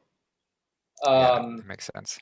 That being said, if you're blocked up and your lymph isn't filtering and you're not having things like herbs and spices, like even, I like cayenne, I like rosemary, I like sage, but if I'm eating spice foods, that just kills the flavor. I don't care how delicious, I don't care if I make the perfect tahini sauce. My urine is going to not taste good. It's going to taste weird. But if you're just on pure fruits, like it can taste like movie theater popcorn butter flavor. If you're just on the coconut, because coconut is flavored with the coconut oil pretty much. And mango, it tastes like mango. You know, if you're really pure in the mono meal, that is just the prime fuel for urine therapy. So for me, it's all about the taste, and it's all about not having any lymph inside of it, because I can't see logical reason to recycle that. Yeah. So do you have any sort of is it just kind of like, you play it by ear? If you've been eating in a certain way and it tastes and smells attractive, then you go for it? Or do you set more intention with it? It's like, no, I want to incorporate more urine therapy, so I'm going to shift my diet and then go that route. Like, what's your kind of strategy with that? Yeah, so one of the things is how hydrated do I feel? If I feel really dehydrated, urine is the most hydrating thing in the world that I've experienced. It's an absolute miracle of hydration. I think it's even more hydrating than watermelon, and that's saying something, because watermelon is like 10 times more hydrating than water. So for me, it's really about where I'm at. If I'm traveling a lot, I might not feel like doing that. I mean, sometimes if I am traveling, like the highest I've ever been was when I was drinking my own urine on an airplane doing breath holds. It was like I did a whip it. I don't know if you guys have ever done whip it back in your scoundrel days, but I did. And it was like the hormones from my own golden nectar just like jacked up into my brain and just released me out of body for a second. And I was also high in the air. So I was like double the most high I've ever been. And that was on the urine. And sometimes it is actually great for travel. Like if you don't want to eat, or like you're in the airplane, you're in the airport, you're like, all these waters say they have salt in them. That doesn't sound like a good idea. Who wants to put salt in water? Maybe I'll just drink my own urine because it's free and it's abundant. And the more you drink it, the more it comes out. So, party. But for me, it really is about how does it taste? If it doesn't taste good, forget it. Not going to happen. And if I want to be really, it's also a matter of like if I'm coming out of being like very grounded and I want to get more cerebral and Geminian precision with my words and articulation and get lighter, I absolutely go to the urine. It's absolutely great. If I want to make art, if I want to make poetry, like I literally get inspired by the hormones and just the feeling I get. Like sometimes when I was driving up to a wedding from California to Washington, just looping my urine. I wasn't even pulling over because I didn't have to.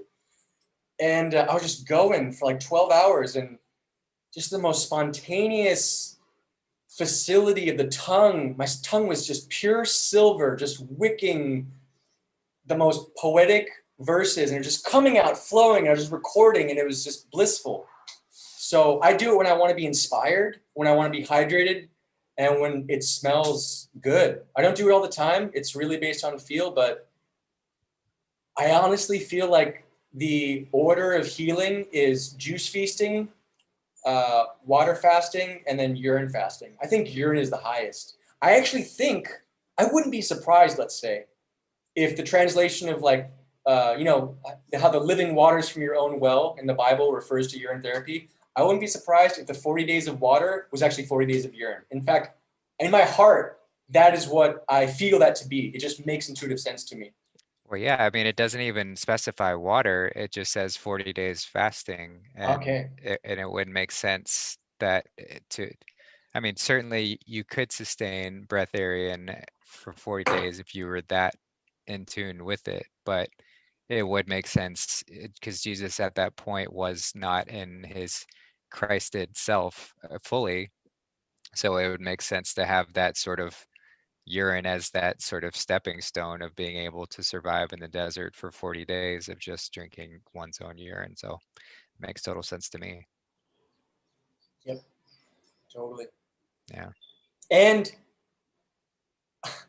I really think this whole hydrogen water fad has its root in urine therapy. Because if I want my urine to be like champagne, I'll do deep breath holds, and literally, this is where I'm like pushing out my belly, and there is like an osmotic pressurization where the hydrogen from the air I'm breathing gets like infused into my urine, and I'll pee and it's bubbling. It's like you'll see bubbles hugging to the side of the glass, just like champagne. So if you want to have like the champagne of urine, do like 2 hours of breath work and you're in for a treat. You're in for a treat. Love you, John Rose. Wow. John Rose. That's a skill. Champagne urine. Yeah. Yeah. Yeah. I think it's the most hydrating form of the urine is after you do a deep breath work session, it just gets infused with the hydrogen. I think that's why everyone is like blowing money on these hydrogen water things when like you are a hydrogen water technology. You are a computer. You are everything that is outside of you and has been externalized. It's in you because you're like a photograph taken at all angles. So the camera means dark room. The womb is a dark room.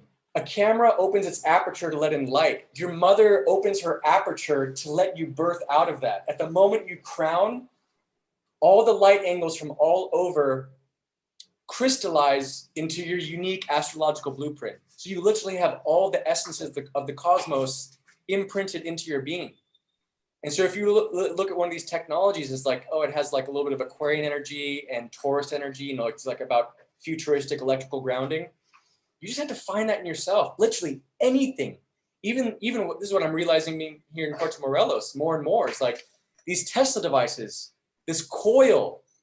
Kundalini means coiled serpent. The coil is the energy going up your spine. You see these energy devices where it's like a column with like a sphere on top. Hello, your spine is the column, your head is the sphere on top.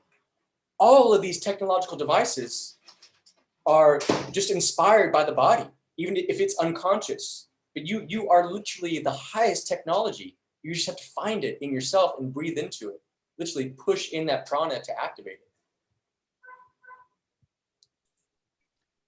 I should have peed all over myself in that bathroom. Why didn't I do it? I remember in Thailand, I keep getting comments about urine therapy on my channel. And I'm always just like, no, man, because I was like offended by it. I think when we're not clean, we're offended by that whole process. And I've tasted it. I've tried it out in Thailand. I did nothing but fruit for 10 days. And I was like, all right, I'm going to go for this. On carnivore, like on fruitarian, it smelled like coconut water. It wasn't good. I wasn't there. I wasn't at the level to where it was like, oh, yeah, I could sell this. It was doable. It was mild. But on carnivore, like I wasn't putting that in my mouth. I could smell it right away. I was like, nope, that's not therapy. That's heading the other direction. Like it's once you're clean, then that I could see it. Then that urine could heal skin issues. I'm gonna pee on my face. I can't wait. That'll clear it. Yeah, I mean, you know, they always tell you don't pee in the bathtub, but I pee in the bath every single time. I think it's vital to pee as much as you got in that bathtub. You know, get those get those nutrients flowing, and yeah, so I know salt isn't good to consume, but it's great to bathe in, from my understanding. So I always add Himalayan salt and Epsom salt to my bath, and then make sure I pee whatever I got in there. And that's a natural, you just feel it. The heat always, even if I just peed and then I get into the shower, I pee again, that heat just relaxes you. And there was more in there. Maybe that's a bladder issue of mine, but yeah, pee is life. Yeah. So I know I said 2 hours, but I'm having a lot of fun. Are y'all good to keep going? Yep, I'm good to go. Charge on through, bro. Cool. I want Yeah. to say something really quick about bathing in salt. I also experienced that to be very true. And I'm going to show you guys something that's probably going to gross you out. But, you know, I don't care. So if you look in iridology, you'll see that the dark ring around people's eyes, I still have some. I still have a lot, obviously, because it's coming out of my body. That is uric acid. And a lot of people will just say that's animal protein, but Professor Arnold Ehret says it's also in avocados and coconut meat and tahini. So it might just be like whatever dense protein you put in your body, it can have a byproduct of uric acid. And when I go in the ocean, I brought a beautiful leaf just to show you guys. When I go in the ocean, I'll come out and I'll just gently trace and scrape. This is why my nails are so freakishly long. You see them? It's because like I want to get all this out. The iridologist told me it would take 2 years doing it every day. And I'm over that mark because I haven't done it every day. But this is what it looks like when it comes out of your body. It's like a black kind of clay. Like I can literally, there's some hair in there. That's really gross. But, it like you can literally like, Marie knows what I'm talking about.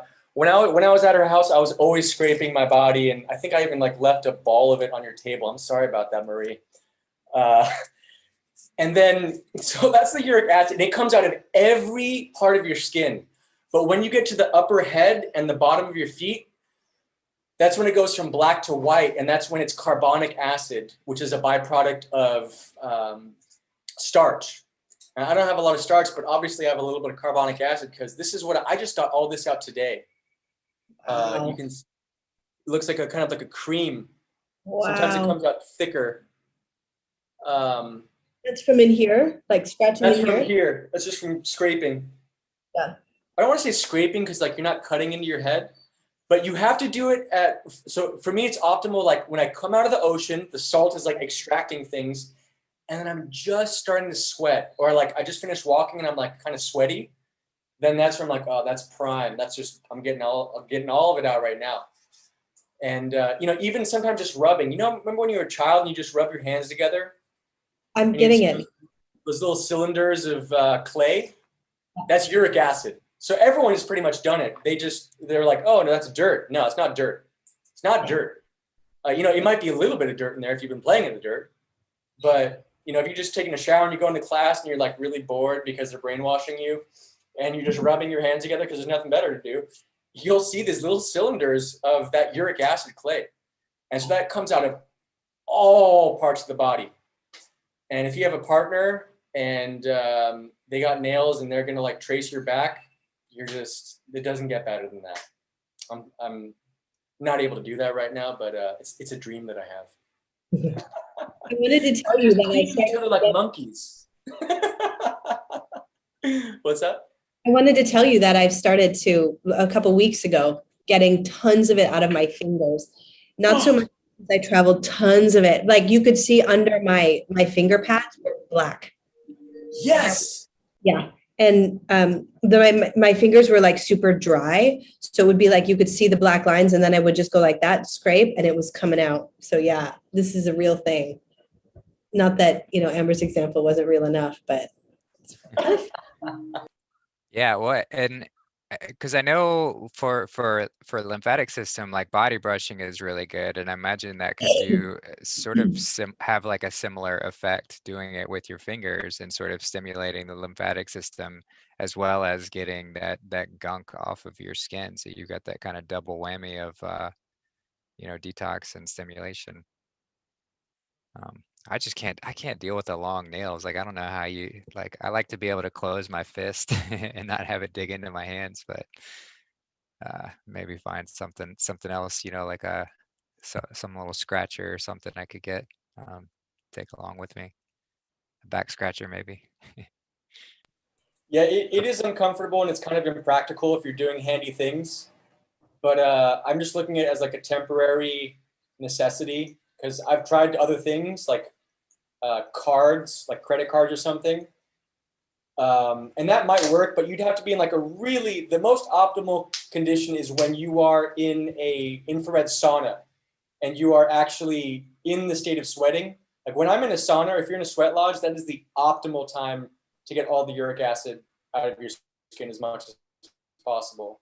And why this is so important and how it relates to detox, other than just, you're getting toxins out of your body, is that this is activating cutaneous breath, Look up cutaneous breath. Cutaneous just means your skin. So this means that you're breathing through your skin. This is the secret behind how like monks can bury themselves in the earth for a long.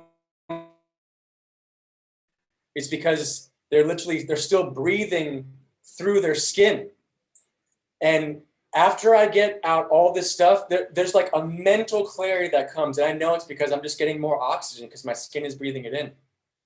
But, as long as one is in a city or, you're getting like fumes of cars inside of your skin or whatever that is, it's going to be a necessary part of the maintenance. And it really requires to be hydrated and to be sweating a little bit to get all of it out. I remember in Thailand, I was getting a lot of black stuff. I figured it was just pollution from the city, but maybe it was uric acid because I could rub my leg and I was like, how could I be this dirty? I shower every day, 3 times a day. In Thailand, it was so hot and I'm just rubbing. It was mostly on my legs, but everywhere I tried. And when I got back to Canada, I'm having showers and I'm like really getting in there. And it's like just this filth coming out. And I've talked to other people. My friend David Kelly, he was doing a fruit diet for a while and he was getting all this black stuff out of him. Uric acid is no joke because when I went, I was doing the carnivore diet for 11 months straight, mostly just meat. And I ended up trying a little bit of dairy kefir, which brought on another colitis flare. And I was like, oh no, really, this is going to happen? That sucked. And so I went straight into a juice fast and I got gout in my opinion, from all the uric acid from the meat. Like I'd never got that in all my years. Like people were saying, oh, it's the fruit causes, like, no way. Like I was 10 years almost fruitarian and it was that meat built up. And for whatever reason, like, as long as you don't disturb it, like if you just stay on carnivore, it stays in your tissues. It's not going to hurt you. But if you ever want to remove it, it's going to come out. And I've never been in so much pain in my life. It was like my knees, my ankles, I couldn't walk. I was on crutches in my house. And like my mom was getting me stuff and juicing for me. Like it was so painful. Never again. Uric acid is sharp and it doesn't come from, like there's probably uric acid, like you said, in coconuts or beans or whatever, but like I've eaten that to abundance over my journey. Never did I ever experience the meat-based uric acid. Don't even go there. It hurts. Yeah, it's probably just a denser and even more acidic form of the acid. Because you can have uric acid, but because it's an acid, it'll have a certain amount of pH. And so this is actually why I think people get sunburned, is they have all this acid in their skin and then it's getting heated up. So it's like activating it to burn the skin. When I get a bunch of uric acid, my body's just like, all right, it's time to go out in the sun. And I'll just stay out there and be like, oh my gosh, like I can't stay out this long. Of course, you can put natural coconut oil on. Really recommend everyone just ditch sunscreen. Really, really bad for you. Do not do sunscreen. It'll give you cancer. Not good at all. And just something about pH I want to share is that the reason a phone is spelled pH1. pH1 is very acidic on the scale of acid and alkaline. So ditch the pH1 because radiation will acidify the body. And, just get a freaking notebook. That's what I do. I ditched a phone a year ago. I'm so glad I don't have a phone. It's the most liberating thing that's happened to me in recent memory. Just get rid of the acid in your life in all aspects. Yeah, and if you are not prepared to get rid of it entirely, they have radiation blocking cases that you can get that are really helpful. I've got one. I don't have it on my phone right now, but it's helpful because I can actually close the case and speak into it, and it's got the radiation shield between me and the phone, and I can put that side facing me in my pocket too. So it's just kind of a helpful way of reducing that damage because they are very hazardous. They say in the user manual, like do not hold near your body, do not have it in your pocket, do not hold it within 6 feet of you for any extended periods of time. Like they write it right in there, and then we just ignore that. And so they tell us, but we do it anyway. There are these little patches. I've heard really good things about them. They're called orbs, but they don't deliver to Canada for some reason. Once all this deadly virus stuff started, like they for some reason won't ship to Canada, but like it's a little patch that goes on your phone. Like I know there's a bunch of gimmicks out there, but this seemed to be like a legit one. I don't have any proof, but it could Yeah. work. I know shungite is often touted as a useful stone. Yeah, that's helpful for radiation, and it's also supposedly good for purifying water as well. Yeah, nice. Yeah, I put that's another thing I put in my bath. I would love to get a bigger one, but I've got a little shungite stone that I always put in my bath, and it's supposed to be helpful at drawing out any sort of toxins in there. And I also do just I think I can't remember who's the guy who does the oh nice. Yeah, that's a cool looking one. I can't remember the guy that does the MMS protocol, which I think there are some benefits if you're toxic to MMS, but it's not necessary if you're on an alkaline diet. Um, but he recommends putting a teaspoon or a tablespoon of borax into the tub as well, and that's very helpful at binding with fluoride and chlorine and other harmful chemicals. So I'll just put a little bit of borax in there as well. Just something to throw out there. Yo, this is a bit of a tangent, but have you guys seen these videos of the nanotech worms in masks that are activated by hot breath? Yep. Yeah. Okay, I'm not going to present something without a solution. So I watched a video by Miss Dana Ashley a while ago. I've seen that one. Yeah. And what she advocates, and it's still online, so if you go to her channel, you can still find it. Highly recommend it, because who knows how long it's going to be there for. You can literally take borax and just sprinkle it like salt into water. And apparently that is a huge way to detoxify the body from nanotech. Yeah, So, it's that paired with a little bit of apple cider vinegar was the protocol that she suggested for that, as far okay. as neutralizing those nanobots, which again I think is helpful if your body is not in an alkaline state, but I really don't think this nanotech can survive in an alkaline body. So it's like a stepping stone to getting there if you're still toxifying your body with other things. But I think the best solution is just to embody a state where there's no parasite, no nanobots, nothing can survive within us, which is the alkaline state, which is our godhood state, Yeah. It's a Yeah, strange world. Nanobots and like, oh, great.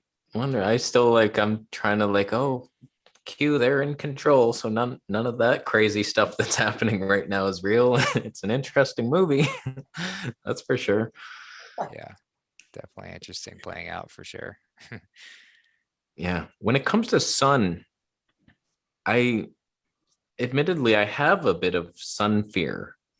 Just that I think it kind of ages the skin. When I look at like my forearms are always exposed to the sun versus my upper arm isn't. This looks a little aged more. And when I see like the sun worshiping people who are like, the sun is the best, like it ends up doing something, like it brings out. Is that true? Should I have any fear? Because I want to be out there. I want to believe, but always like my nose will burn. And how the sun is like what, 90,000 kilometers up in our dome. It's not that far, but how is 1 inch more? Why does that burn? It's just 1 inch closer. But yeah, should we be afraid, even on a healthy diet, of the sun for vanity purposes? Well, I mean, the nose thing specifically is just because we don't ever have any shadows covering the nose, so it's like just that constant exposure. Whereas like underneath your eyes, your brows are giving your shade, and the rest of your face you're getting some shade from other places. So that's why that happens with the nose more often. But And I'll let Remembrancer speak on this because I'm sure he's got a lot more to add. But as he was saying, the more alkaline we are, the less the sun activates the acidity in our skin, and that's what burns us a lot less. So it's really a miraculous solution for everything. You know, it's a cure-all. If we get our body into an alkaline state, then we don't have to worry about all these other sorts of things nearly as much. Now, it's got to be a pragmatic approach, just like sun gazing and just like, you know, acclimating your skin to any sort of new stimuli.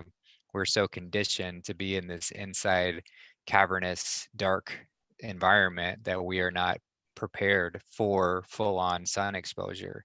So you do have to take it in steps and take it a bit by bit. And I find this a really beautiful practice of being present and really feeling my body, because when you are in tune with feeling your skin, you do start to notice that sensation of when I am starting to burn, and that's when I need to take a shade break, and just making sure I'm not like forgetting myself and not getting lost in the chaos and the thought games, and I'm actually staying present.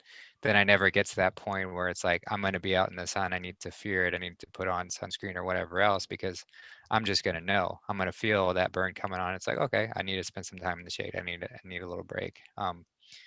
But as we acclimate, as we go back into our natural state of being outdoors, being in the sun all the time, I truly do think that we evolve into this state where we don't have to fear it whatsoever, and we don't ever have to worry about getting burns, because we're going to feel it first of all, but we're going to be in such a better state of being to where it's not going to burn us nearly as much. So that's kind of my 2 cents on that.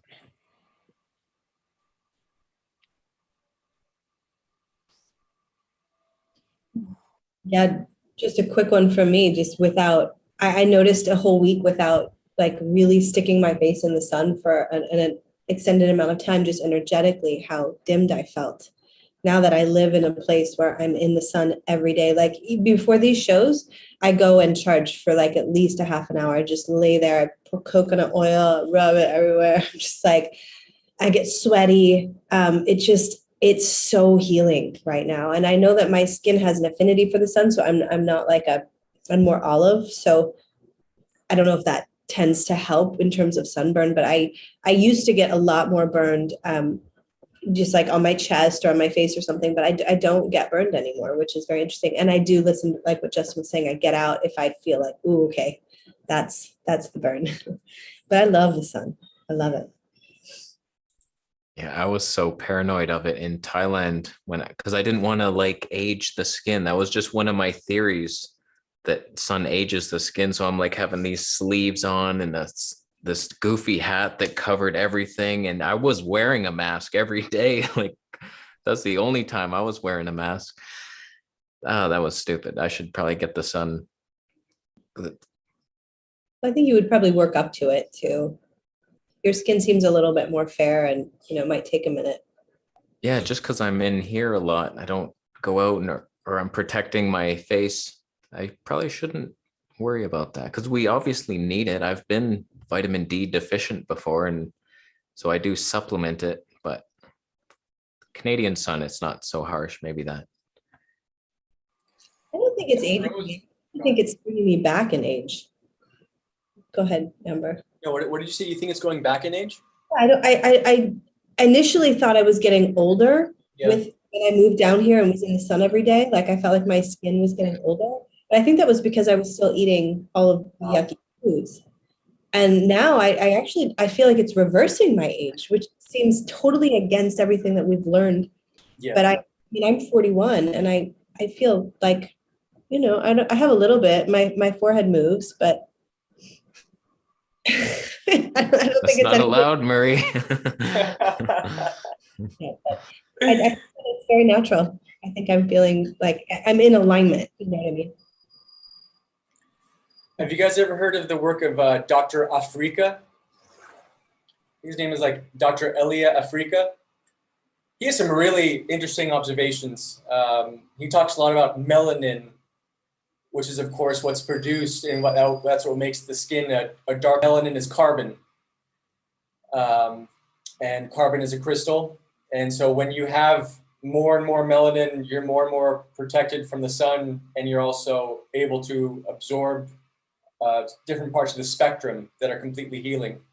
But just as the sun has degrees of heat, if you're at a more pale shade and pale degree, then you do need to take it in doses and you need to acclimate into it. In terms of the nose burning first, it does have to do with the shade, but it could also have to do with the heart. It could have to do with fiery emotions that are unprocessed in the heart. It could have to do with acids that are in the heart because the meridian is related that way. I'm speaking from experience. I've noticed there's a big relationship between how my heart feels and how sensitive the nose is to the sunlight. But kind of like I'm hearing Marie is approaching this, is you really kind of ask your body, when have I had enough of when you're in the sun? Because also the sun will have different sunspot cycles each day. Like the amount of heat that a sun expresses today and tomorrow can be completely different. It can be same season, different sun. So I'd really just take an intuitive approach. I'd encourage a lot of coconut oil use. I don't know if you put coconut oil on your skin before you go out into the sun, but that's a really great way to approach it. I put coconut oil on my skin every day. I like to put rosemary and frankincense in my coconut oil. Woo! And oh yeah! And I just, that's my anointing oil. I'll put that in my hair, put that in my skin, everywhere. And I think better. And I think you also need to eat less when you coat your skin with oil. Because what happens when you come back from like hiking, let's say, your skin can kind of feel oily and grimy. What does that mean? It means your body produced oil and put it out through the epidermis tissue, probably to protect you from the sun. I don't want to say protect, maybe to help you absorb certain spectrums of the light, maybe to protect. So when you put oil on your skin and your head, you need to eat less because you no longer need to eat the foods that are producing the oil. Just kind of intuitively makes sense. But yeah, we do need to develop melanin in our skin to a degree that we can take more degrees of the sunlight. So it's a very, bit by bit approach to it. And it may be a generational thing too. Maybe, certain ancestors weren't getting a lot of sun. So you need to work your way up to that. And the last thing I want to say is what John Rose observes, which I've never heard anyone else talk about, which is that if you really want vitamin D, not only do you need to expose your skin to the sun, but you need to not wash your skin with soap and water for at least 48 hours because the vitamin D is produced as a hormone on the skin and then it osmotically absorbs into the body through the skin. So if you're going out and sunbathing and then going and taking a shower and putting soap on your skin, you're not going to get the vitamin D that way. You need to let it develop. And I don't take showers anymore. I think it's been 2 years since I've taken a shower. If I feel dirty, I just go into the ocean or a river or another body of water. It's a great excuse to get in touch with nature. If you do shower and you're using city water, you absolutely need to use a filter. If you're not filtering city water, you're poisoning yourself. You're poisoning yourself. You just look up what they put in the water. It's absolutely diabolical. There's pharmaceuticals in there. There's fluoride, there's chlorine, there's a cocktail of toxicity. So when I was taking showers, I was just adding a shower filter. But if I ever need to, I just go in a natural body of water. And for the most part, the oil makes me feel and smell clean. The thing is that most people shower because they're putting so much crap in their body that they're toxic. And so they know there's something dirty in them and they smell bad. But when you do the work where, oh yeah, I just had some basil yesterday, that smells awesome, then you no longer need to clean from the outside in, you clean from the inside out. So, some people might hear, oh, you're not taking showers? That's dirty. On the contrary, my friend, I have cleaned myself from the inside out to get to a point where if I do need to do that, it's very occasionally and with a natural body of water where it's more of like a ritualistic communion and not kind of a habitual daily dose of like hot water on the skin, which is not really good for you anyways. So, yeah. Yeah, and I've kind of shifted. I mean, I will take showers occasionally, maybe like once every couple weeks. But I've shifted more to baths, and speaking of that regimen of adding salt. So and Josh X has spoken about this. When we add salt to a bath, um, it stops our skin from absorbing the toxins that are within the water. So it keeps us from absorbing the sort of nasty gunk that's put in there. And then I also add the borax and the shungite just to add as another sort of neutralizer of that water when I'm with it. And he even suggests, I don't do this very often just because it's kind of a pain to clean, but if you add the activated charcoal to the bath, it adds another layer of protection between the harsh chemicals, the toxins, and your skin. So that's something you can do as well. But yeah, if I was near the ocean, I wouldn't ever get anywhere near tap water because the ocean is optimum. It's got the perfect layers levels of salt. It is the mother. I mean, the ocean is the mother. I mean, that is definition. She is always inviting us with her embrace, and she's always cleansing. So that's the perfect place to be and perfect place to bathe. I miss that Thailand ocean. I tell you, every morning I used to go there. It was like a warm bath. I couldn't believe it. When I came back here to Toronto, and we went down to the lake and it was a heat wave. Like we're talking, I'm melting here. Touched my foot in that lake. I was like, my God, how could you have a colder water? It was so cold. Like we don't have that natural body of water. So I do have a filter, a Berkey filter on my shower. But yeah, for some reason, I've always had a shower every morning. I guess I've been indoctrinated to do it, but I should stop doing that because I don't feel the need. Like I do, I feel I'm trying to like heal this acne still. So I feel like I'm trying to clean it off, but maybe clean it from within. That's where you purify. So if I can get there, yeah, I smell much better than I do on the carnivore diet. That's for sure. I smell a little, I'm adding turmeric and onions now to my green juice. I'm like, okay, that's an interesting addition to that smell. It was, it's good, Marie. Don't you? No, it's really good in the green juice. But not so much the onions. I'm super sensitive to onions and garlic right now. Yeah, they're harsh. They're a questionable one. I'm just assuming like we're on day 24 now and I just got the intuition of like, all right, let's go in for the kill now. Like gets a little bit of, because we've starved out the parasites and now it's like, okay, let's give them a little nuclear garlic and onions.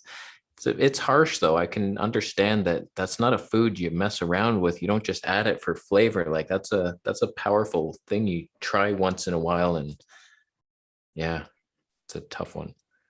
Yeah, my take on anything in the allium family, leeks, chives, onion, garlic, shallots, the allium family,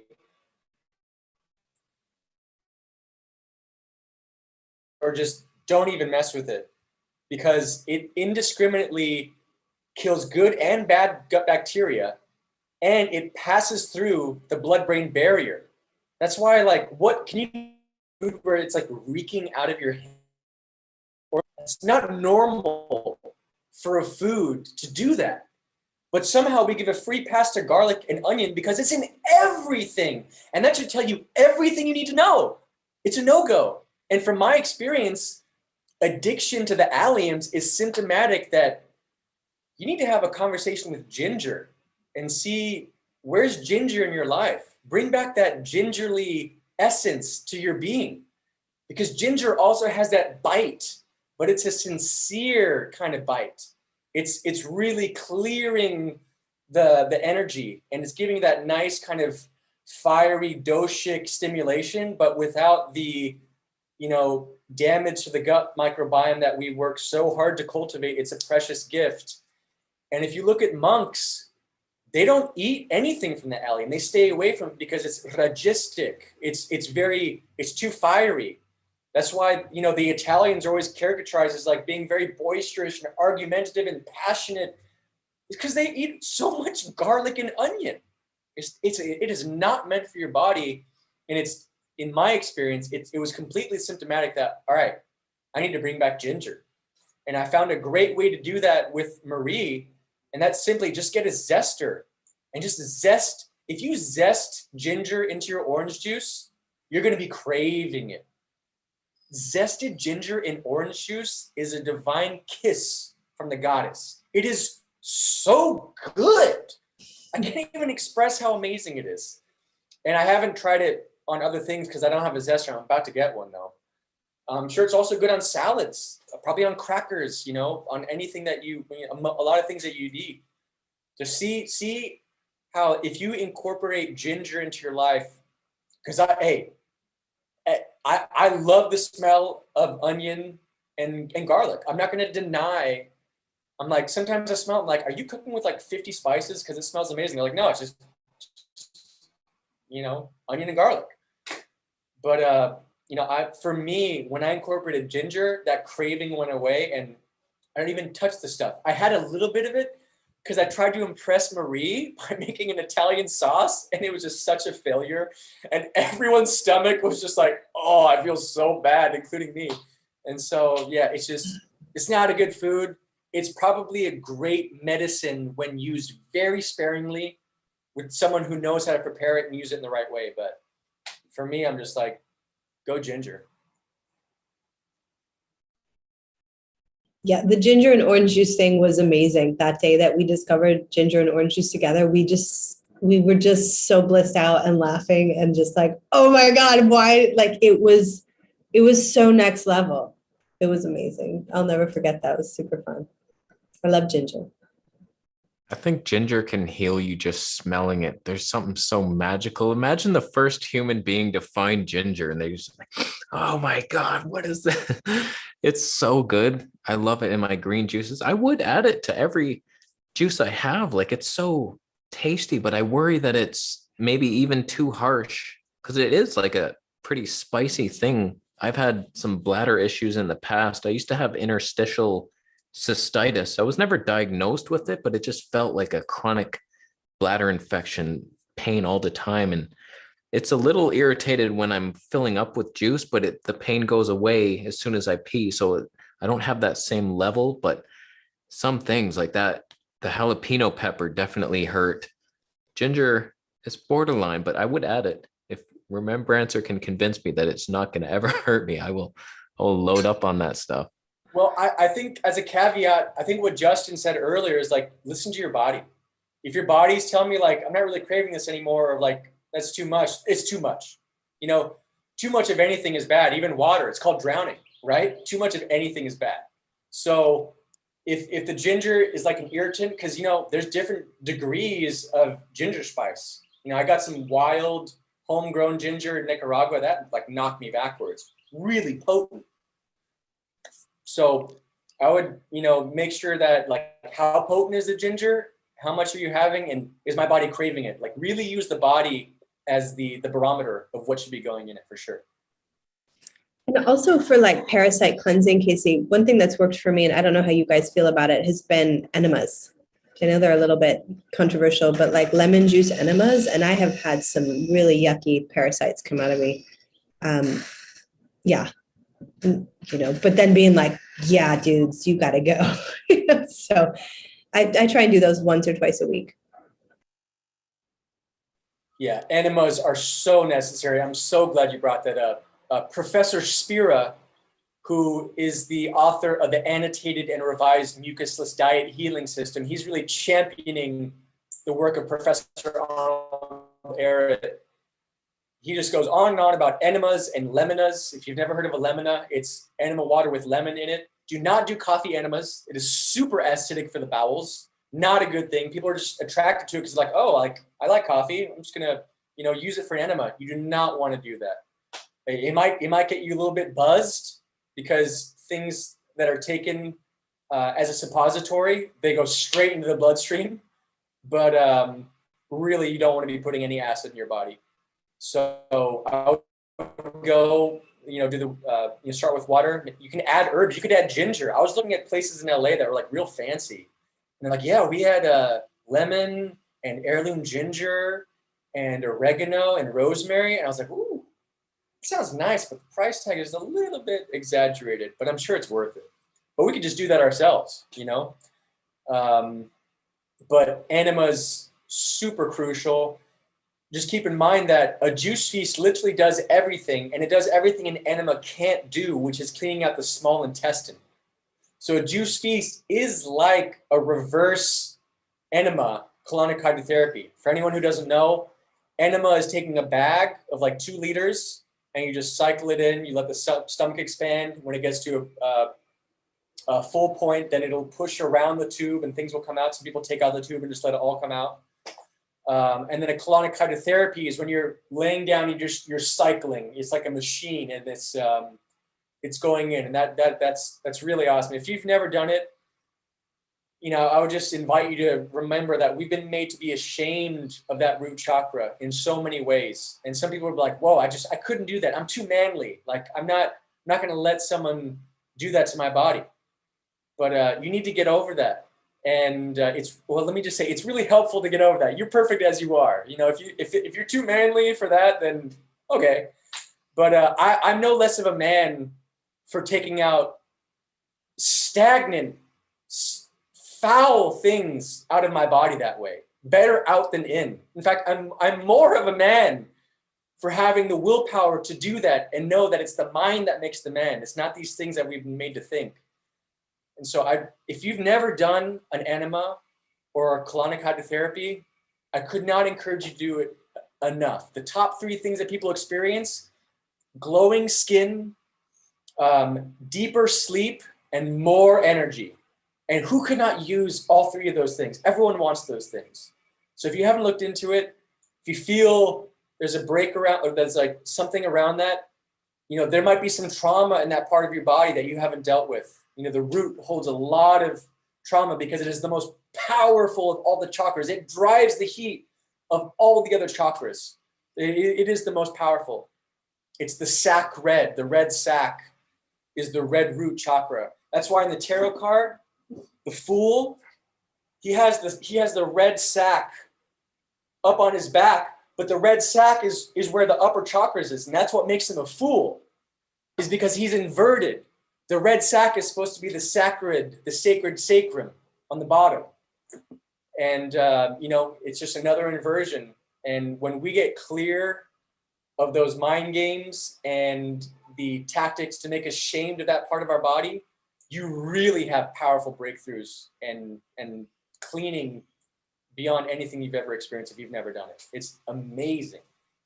Yeah, and just to add to the lemon juice, I've seen suggestions of adding just a little bit of sodium bicarbonate to the lemon juice and letting that react before you add the water to dilute it more, just to kind of balance out the acidity from the lemons a little bit, and you add that extra cleaning boost of the sodium bicarbonate added in there too. So just a thought to throw a little teaspoon of sodium bicarb in there.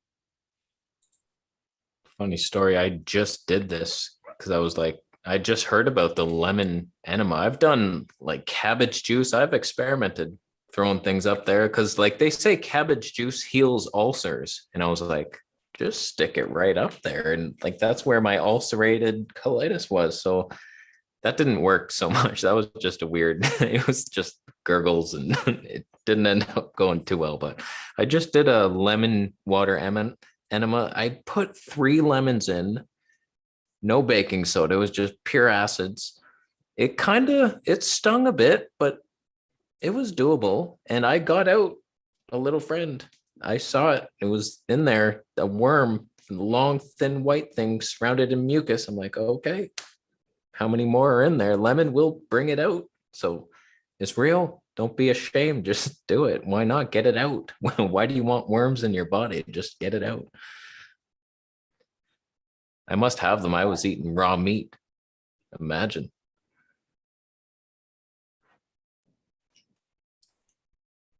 Me too, brother. Got a lot of stuff to get out. Yeah. Yeah, and it seems to be the path to heal is just get it out, but it's not always comfortable. You have to understand that. Like you might be tired sometimes and you don't even know why. Like on 24 days, I'm charting everything. So I see like, how do I feel? And some days I'm just dead, like just dead tired. I'm like, how? Like I didn't change anything. I didn't drink less juice. Like, oh, do I need more calories? Like, it's not like that. It's just your body, it's time to rest. Like, I'm going to work on something. Like, I've had some miraculous things happen. I injured my wrist in golf as a carnivore back in Thailand, and it's never been the same. Something's wrong with it. It feels like it was fractured or something, and it never healed right. And then on like day 3 of this juice fast, it just starts getting really sore for like 5 days straight. And then boom, gone. It feels like normal again. It's like it's hard to know, like, detox versus retox. Am I causing something, or is it just detox? It's a tough one, but for the most part, it is detox if you're doing the right thing, just fruits and veggies. If you're experimenting too much with crazy stuff, you could be irritating your system. But it's a rough road, and it goes in waves. I find it's just, oh, I'm on top of the world, then I'm dead for a bit. And then it keeps going up and up though. On this fast, I just notice it. It's like I'll have a couple down days, but then, oh, I'm much better than I was. Like today and yesterday, I'm on fire. Like I was a little worried because I've been kind of exhausted a couple of the past days. I'm like, oh, am I going to be able to do this talk? I feel on fire and I'm hot. How am I drinking cooling watermelon juice and I'm like heated and fiery? And it's a fun road. It takes work. It's not the easiest path, but I talk about this in my videos, just like exercising discipline yields rewards.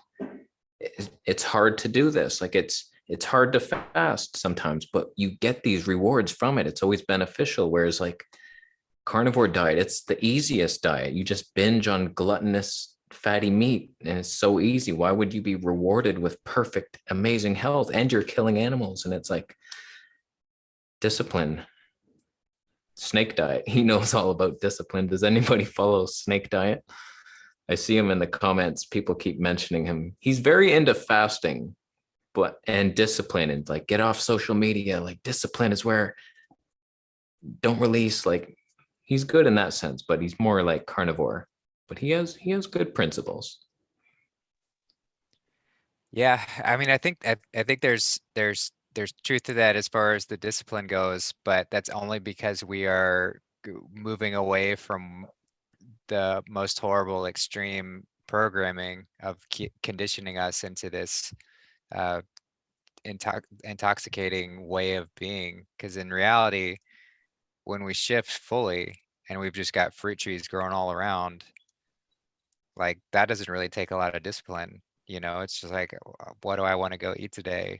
I'm gonna go walk around the trees and see what gifts they're providing me. And yeah, it's a conscious reprogramming to get to that point, and it might take years and years to really fully acclimate to that. But as we move along in this stage, it is going to be very easy to maintain and doesn't really take a lot of discipline because it is just the simplicity of the earth and what she provides. And so yeah, it just takes some work to get there, but we're doing it. We talk about how immense this journey is because it is a total pullout. So it can be, I mean, I really feel that, Kasey, like I know where you're talking, like, oh my gosh, it's just very immense. And we're, like we talked about earlier in the show, just at the forefront of something really magnificent and really different, which is just coming back to nature and the simple truth. But it's a pullout. It's a pullout, and there's lots of cords. There's generations of this stuff, and it's in our programming from our families of origin. I mean, just think of all the cultures and my cultures eating raw meat.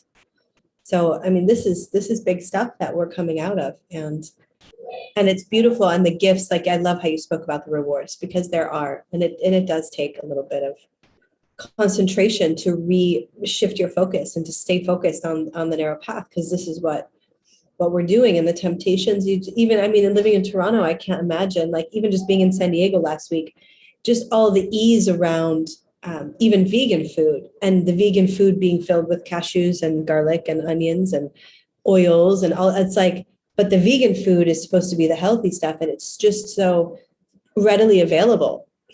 And so I can see where people are like thinking they're doing the right thing, but and they're going in that direction. But this is like, you're going all the way. You're going all the way. So yeah, it's good stuff. Yeah. So, oh, go ahead. Remembrancer. What you got? I found that on the juice feast, I also experienced these cycles of feeling really up and really down. And every single time I felt down, I was about to have a huge release. And so it reached a point where I was like, all right, well, I'm just going to keep going then. Because if I feel bad, that's actually a good thing. And then I would get excited about feeling bad because I knew I was about to feel really good.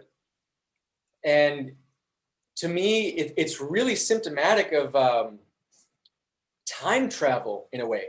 Because if you think about it, these accretion of layers, they're like holding in a moment in time when you felt the need to comfort yourself in the way that you thought you knew how to. And so there's an emotion paired with that input that's at a certain layer of the plaquing that's in the tube. So as you go through your own YouTube and you start to strip away at the layers and you get more and more and more back to your, your naked, authentic, untouched self, you're going through some heavy emotions because you might have like some weird stuff that you ate when you were 6, like at fast food or something, or like some bubble gum, some weird stuff that's just like in there, and it has a certain emotion. And so when I went through this experience, it was the greatest therapy I had ever gone through because I was really getting at the core of what was keeping that, what was not allowing me to release that. And every time I'd have a release, it was like getting into a deeper layer of my heart as well, because those emotions can kind of keep us from breathing deep enough to get into that inner core of the heart. And, you can even feel like if you really want to open your heart, just do a breathwork session and it's just going to blossom. But it really is super emotional because you're literally going back in time to the moments where you chose to comfort yourself in a way that really was not serving you in the way you thought it was. Maybe temporarily, but not in the long term. That's genius, really, because I think that's where a lot of people get tripped up is they see these detox symptoms come out and then they feel they're doing something wrong. I can only speak from my experience because that's what I'm always like, oh, what did I do to cause that reaction? I must have eaten, it was the cashews or it was the lettuce. Oh, lettuce is like, it's just ride the waves. If you're doing the right thing, you'll get there eventually. And I do feel like the juice fasting accelerates things, whereas just raw vegan, it's good. It's a nice level, and raw till 4, that's much below. Like, but you do this, like just push through it. That's what I'm doing. 90 days, no matter what. So far, so good. I finally got my useless goal of the 1-arm pull-up. We did it on a fruitarian. How did that happen? It's just like I lost a little bit of weight, maybe 4.8 pounds. I was not able to do it. And then all of a sudden on day 12 of the juice fast, boom, 1 arm. Like that's been my goal for working out for so long. And I just did it. I just exploded up there. I was like, I'm eating no protein whatsoever, like 20 grams of protein. Like, how is it happening? I have no idea. I feel like it's healing the nervous system or something. And I feel more connected with my body. And I have this strength that it's not from protein. I've been on carnivore. I did the side by side. My carnivore me could like barely get up there at all. So fruit is protein. Dude, brother, congratulations. I know how much that means to you. You've been looking to that for years. Yeah, That's I don't know why. Incredible. Thank you so much. Dude, it actually reminds me of an experience I had when I was fasting. I think this was actually when I was doing the bench night clay psyllium husk protocol. And I'd only been able to do like 60 push-ups max. And I did like a 5-mile run. And I just stopped in the middle of it. I was like, I feel so good. And I did over 100 push-ups. And so I just completely surpassed my former barrier. And I think it must have to do with acid, because what makes muscles sore is lactic acid production. So when we're in the really alkaline state and we can just kind of match those acids and keep our body from going into being starved of oxygen, basically, we can deepen the Krebs cycle of oxygen infusion and, you know, really break the paradigm of like, well, what is strength? What is muscle? What is that? Is that Shungai? His battery died. Yeah, my battery. I was looking at your my battery- camera. I'm like, why is it off? I'm like, oh, battery's dead. Sorry about that. It might be because you know, you're so alkaline that your body's just absorbing all the lactic acid production from the Krebs cycle, and you're able to go even deeper in your athletic expression. And I know as the world comes into this wisdom, we're going to see so many records broken, so many things we thought were impossible, so many barriers are just going to be shattered because of the wisdom of bringing the alkaline to combat the acid production. It's so simple. Yeah, that's Wow, what. congrats though, man. Yeah, it is One arm amazing. I mean, pull-up. that's Wow. what Josh has talked about, and he says as soon as this catches on, as soon as the fruitarian frugivore diet catches on within bodybuilding, that's going to be the game changer, because there is truly no easier way than to be flooding your muscles with exactly the fuel that they need so that you can sustain those longer, more intense workouts. And then it just grows. I mean, your muscles just expand and they grow. I mean, you do have to be consuming a lot of fruit in order to grow past whatever you would be doing on a normally day-to-day basis. But if you're committed to that way of growing, you're able to grow just your muscles without any of the toxic fat accumulation of the, you know, normal bodybuilding routine. And so you're able to be healthy and lean and just be that sort of way. Um, so yeah, it's truly powerful. It's truly the solution to everything. Yeah, that's been the biggest surprise so far for me, just seeing that I'm not getting weaker, I'm getting stronger. And the proof is in the pudding. Like John Rose, he's very strong. He limits certain exercises so he doesn't get too big. Like that's how big you can get on fruit. Like he's like, I don't want to get that bulky, so I don't lift in this certain way. Like you can get so big, and there's lots of good examples of people online, like Nathan Von Dutch. He's all into juice fasting and stuff, and he has a very decent body, and he's like fruitarian and big on fruit or something. There's one guy, you look at him and it's like, no way you're fruitarian. Like he's got tons of muscle. If that's what you want, I don't want a ton of muscle. I wanted that one arm pull up. Now I don't even know what the heck I'm going to work on. I reached it. But fruit can like absolutely fuel any exercise, I think. And I don't think getting super big is healthy anyway. I never worked out for that. It's always been health related. And I feel like moving the body, like we're in this body, you should do something you enjoy. And that was my thing. So I do it. And I've been pleasantly surprised that I haven't gotten weaker on like no protein whatsoever. It's weird. We're so brainwashed to think protein is everything. And it's the most damaging thing to your kidneys and your colon. And it's like, why are we doing that? So bad. We're doing it because it's an 18th or it's an 18th century. Professor Arnold Ehret taught it in the myth is very new to our culture. Hey, we lost like the past And few seconds of what you just said. Can you repeat what you just said? okay, yeah. So Professor Arnold Ehret talks about how the protein myth became injected into allopathic approach to health,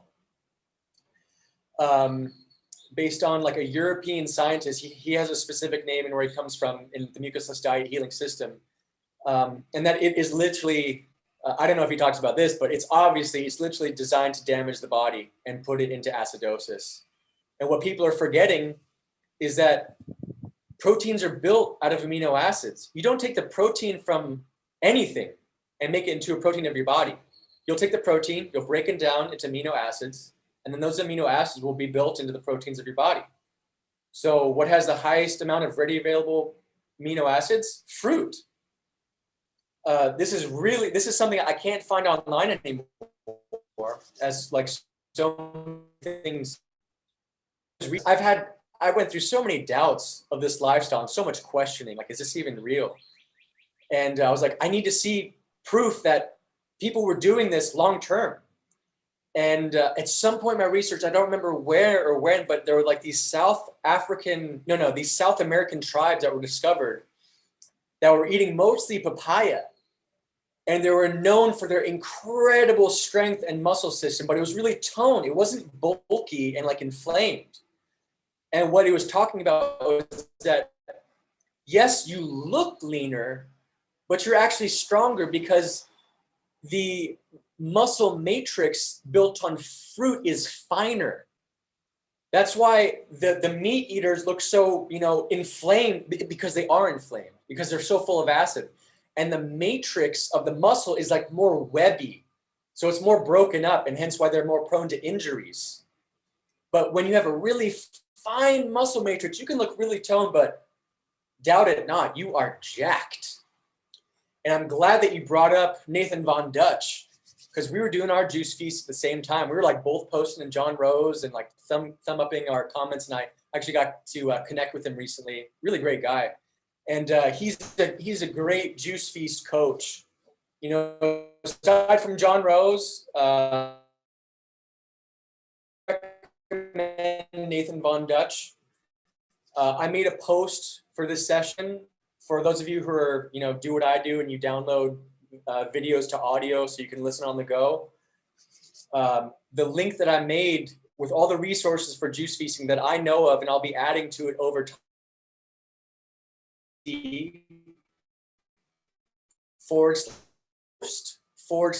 /juicy. Yeah, And put in that you'll see a link to Nathan Von Dutch's YouTube channel, and from there you can go to his website, get a consultation. Link to juice feast. And I was talking to, Yeah, brother, you're kind of going in and out. yeah, Your- when you your connection's getting a little spotty. So that the link that he's referring to is at the top of the show Okay. notes. So for anyone looking to that, I put it at the very top, and it's a good resource for juice feasting and some kind of tips that Remembrancer is putting together. And like you said, he's going to be adding more to it. So you can find that. It's the very first thing in the show notes. Yeah, I think your connection is a little better. So go ahead and finish Okay. what you were saying. What was I saying? Yeah, so this video I did with Santos, I really recommend watching it. It's only like 20 minutes, and the link will take you right to the mark where he introduces me and I start talking. And I'm on day 111, talking about things like white oak bark powder that you take at the end of the juice feast to help tone the diverticuli, which is just, for no one who knows what that means, for anyone who doesn't know what that means, it's just an expansion in the GI tract.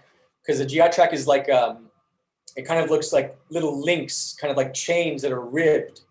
And one of those ribs can be impacted by something you eat, and it'll expand that part. And they call that diverticulitis. It's just, itis is inflammation. And then that divertic refers to that part of the intestinal tract.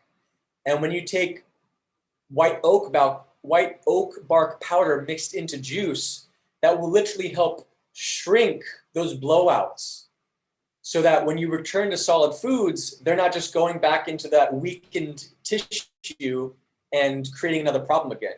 Because just like if you get a kink in your GI tract, it's like getting a kink in your spine. It's going to affect a whole meridian system.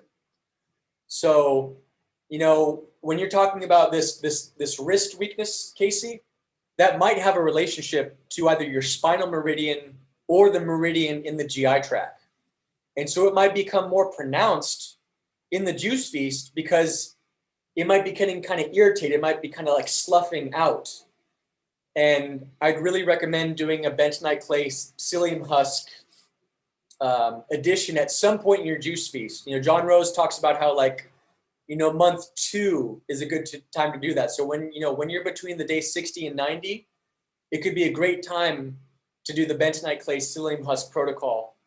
And that really just helps strip out things that are kind of maybe more stubborn, not coming out of the body. I actually just started that because what's his name?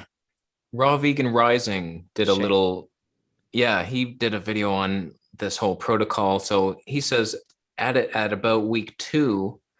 And so I waited a little bit longer and I just started yesterday. So we're going to see what that brings out. But yeah, do you have any other tips that could complement a juice fast or how to end it properly? The white oak bark powder sounds pretty fascinating. I will definitely look into that.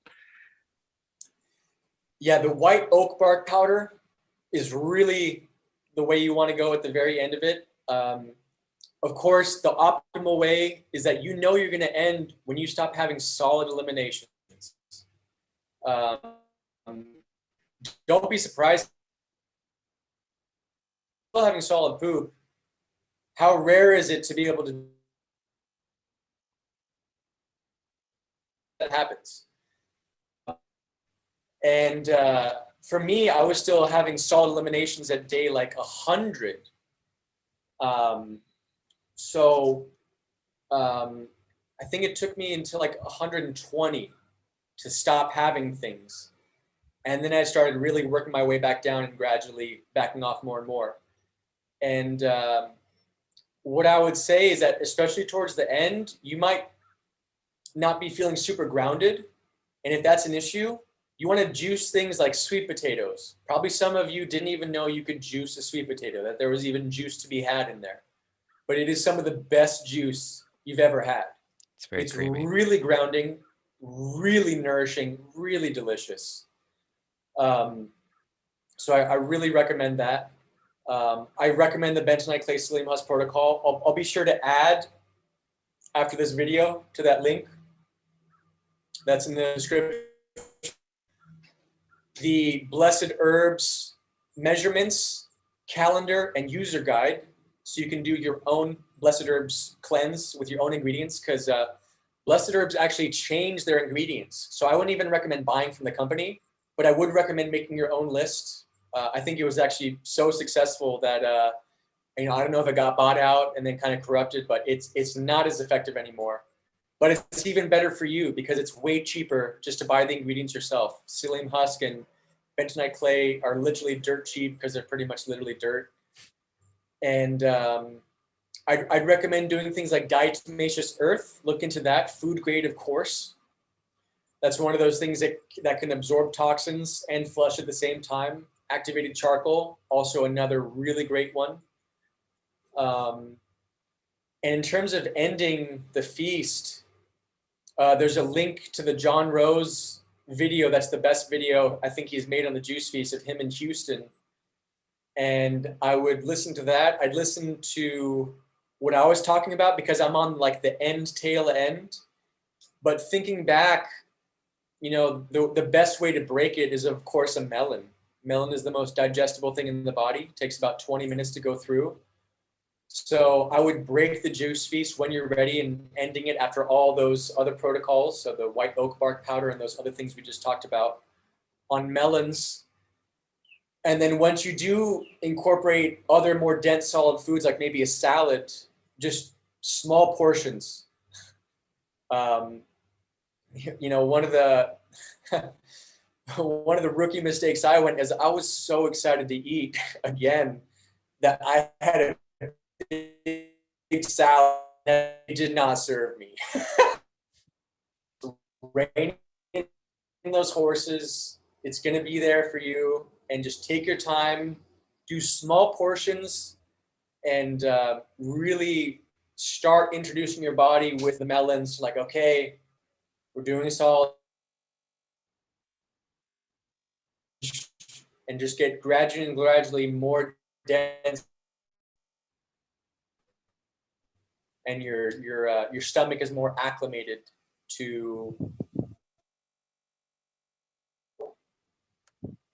Beautiful. Yeah, thanks for that. It's important to end the fast properly, very important. So I do need to go ahead and start wrapping up here. I wanted to give everyone a little chance to have maybe 30 seconds or a minute for some closing comments. Wow, that looks beautiful. Hey, Eugene. Hey, brother. He brought me this. Amber, we're trying to call you Wow, back. that's amazing. Yes, please. So many synchronicities. I'm just listening. I have in my mind, and Amber is answering like every single one of them. It is crazy. Anyway. Oh, beautiful, Amazing. brother. So glad to see you. Amazing, Eugene. I'm so glad to meet you. It's awesome, bro. Love it. Awesome, bro. Awesome. Love it. Amazing. Well, Marie, we'll start with you. Do you have any closing comments for today? Just a lot of gratitude for, such beautiful men that you guys are, that you are doing this work and demonstrating, what it is to be, in my humble opinion, a real man, someone who's willing to clean themselves out, who's willing to take on, something that could be perceived from the carnivores community as whatever they perceive it as. Just a lot of gratitude for you guys to really walk the walk, because this is very immense. That's the word of the week from Aaron yesterday. It's an immense journey. Just what happens, on the low days, on the high days, just that whole, up and down, reintroducing foods, just really going this deep with your body. It takes a lot of courage and it takes a lot of faith. And so, yeah, and I'm super inspired by all of this. I think the furthest I got was 16 days. So I'm getting ready to start again. I thought it was yesterday and then it kind of got funky, but there's a lot that goes into it, being in a family and with small children. So I'm super inspired to just keep listening and learning. And I just love how I feel. I really do. And I think that's what happens. I just love how I'm feeling, even on the days when I'm a little bit tired, that I just don't want anything to mess with that. And that's, the mental work, and that's the getting over the parasites and continuing the journey that you talked about so beautifully, Kasey and Justin and Amber. We just love you so much and hold the vision that we're all together. I wish I could bring you all a coconut right now. And yeah, lots of love and gratitude for this information too, just keeping it getting out there. Oh, yay. I learned so much, and yeah, it's getting easier and easier. Just makes sense. Surely. Yeah. Amber, what you got for us, brother? So these are some final tips on juice feasting. And this is all in the show notes, but just for those people who are just going to hit look up wholesale produce in your area. I get that this is an expensive thing. It can be. But buying your produce wholesale directly from a wholesaler can really save. So I would just keyword search wholesale produce in your area, see what pops up. You can also go to farmers markets and often get free cuttings, like people cutting their beet greens or their carrot tops, or other things. You can often come up on some free stuff to juice. Farmers markets are just an incredible resource for that. Kasey, if you ever start getting a lot of sulfur out, and for anyone for that matter, if you start to have like fiery acidic bowel movements, it could be a sign that sulfur is coming out of your body. Yeah. Way to mitigate that.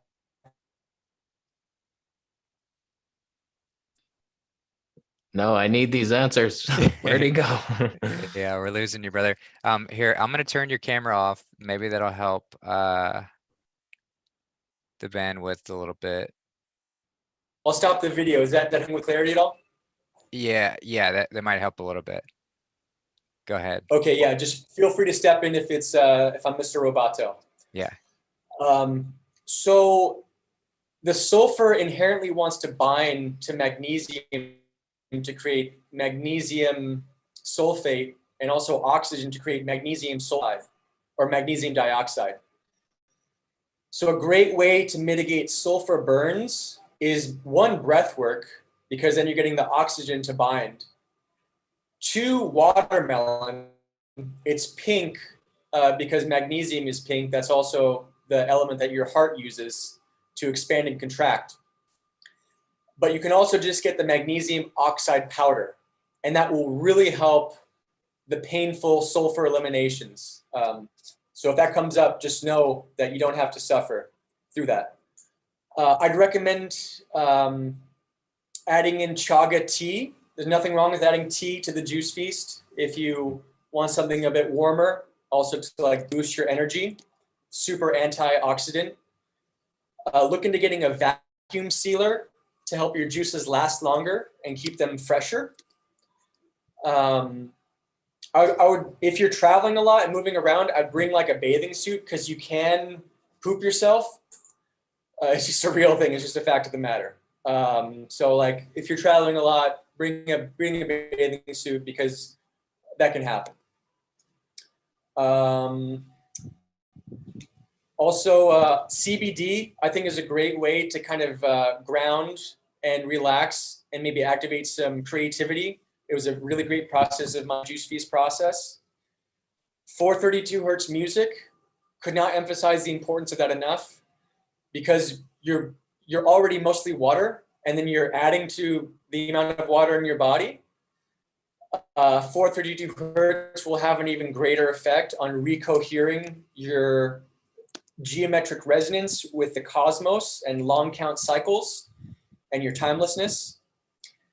And then the last thing is that, you know, I'm absolutely working on this presentation about charisma ascension and sexuality because it's incredibly in demand. I've gotten a ton of emails and I invite more. If you want to reach me, just go to haularchy.cc or email me directly at askamber@protonmail.com.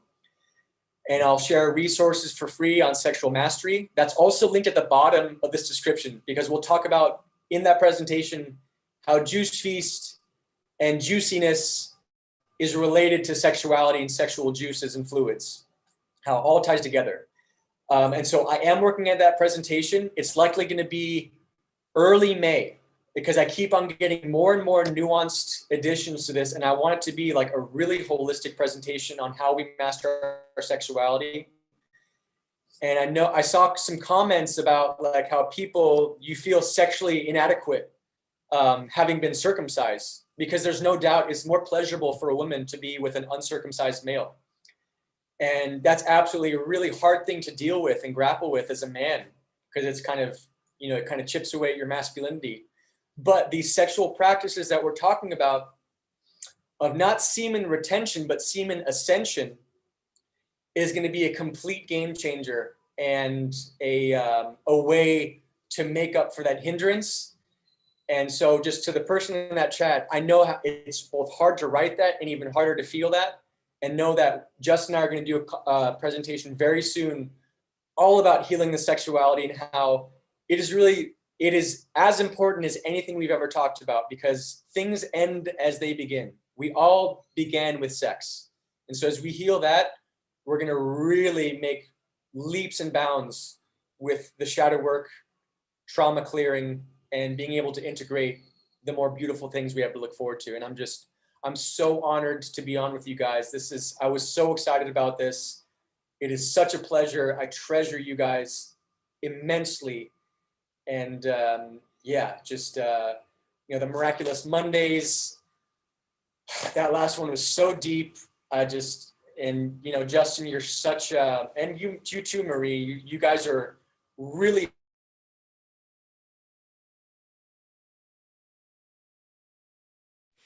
Well, we lost you. You guys are really, and then you leave us hanging. But I'm sure it's beautiful. I'm sure it's beautifully said. I appreciate the love and gratitude. And yes, that show that we're going to do on semen ascension is going to be fantastic. I'm really looking forward to that. So as soon as Amber gets everything squared away and we get that show out there, we'll make sure to broadcast it far and wide. And just on well, just on this show specifically, this is going to be a series. You know, I don't know how often we're going to do it, but we would love to kind of keep this cadence of having, you know, experts join us, like Remembrancer, like Charlie, like Josh, like Tony, and any other ones that kind of pop up along the way, to just bring their gnosis and bring this path to health back to us. And we love having Kasey here as this sort of beautiful expression of going through this journey. And we're all going through this journey together. You know, I just started on it fairly recently. Marie just started on it fairly recently. So it's all raw and real and fresh. And that's what's so helpful with that. But Kasey, I'll pass it over to you for any closing comments or what you end the show with. Yeah, just thank you all for being here.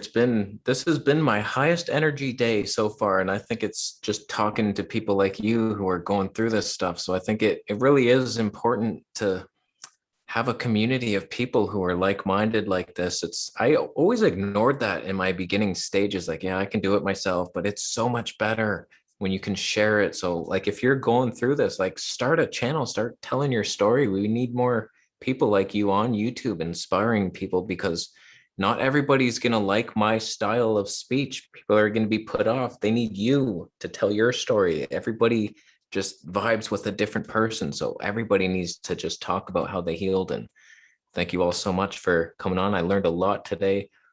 I have a bunch of things to look up, the Zodiac and the cell salts and white oak bark powder. So good times. And thanks for having me on. And anytime. Beautiful. Yeah, it's I mean, and guys, that's how you know Kasey's the real deal, because when you're in it with that level of humility to share that, to recognize that we've all got our own flair. It's not all about just me, my, you know, it's all about sharing the truth, and we each have our own way, our own relative sense of the truth, the one truth, and we can share it, and it's so beautifully perfect. It's so beautiful. It fits so well.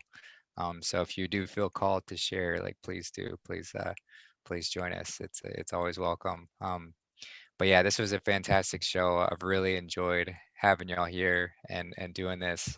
Really looking forward to continuing this conversation and just sharing this healing path with as many as are willing to hear it. Because as soon as we all start to glow with that radiance, others can't help but see it and be drawn to it. And that's the beautiful part about magnetism and how it works. So thank you both so much, and thank you, Remembrancer. You know, we love you too. I'm glad your connection made it all the way to the very end. And yeah, we will talk to y'all next time. Love you guys. I'll say nice to meet you, Kasey. Love you. Nice to meet you too. Love you too, Marie. Keep doing your show, Miraculous Mondays, and I love hearing all your guys' talks, the Bible breakdowns, everything's it's amazing. Yeah, we'll keep doing them. All right, guys. All righty. Okay.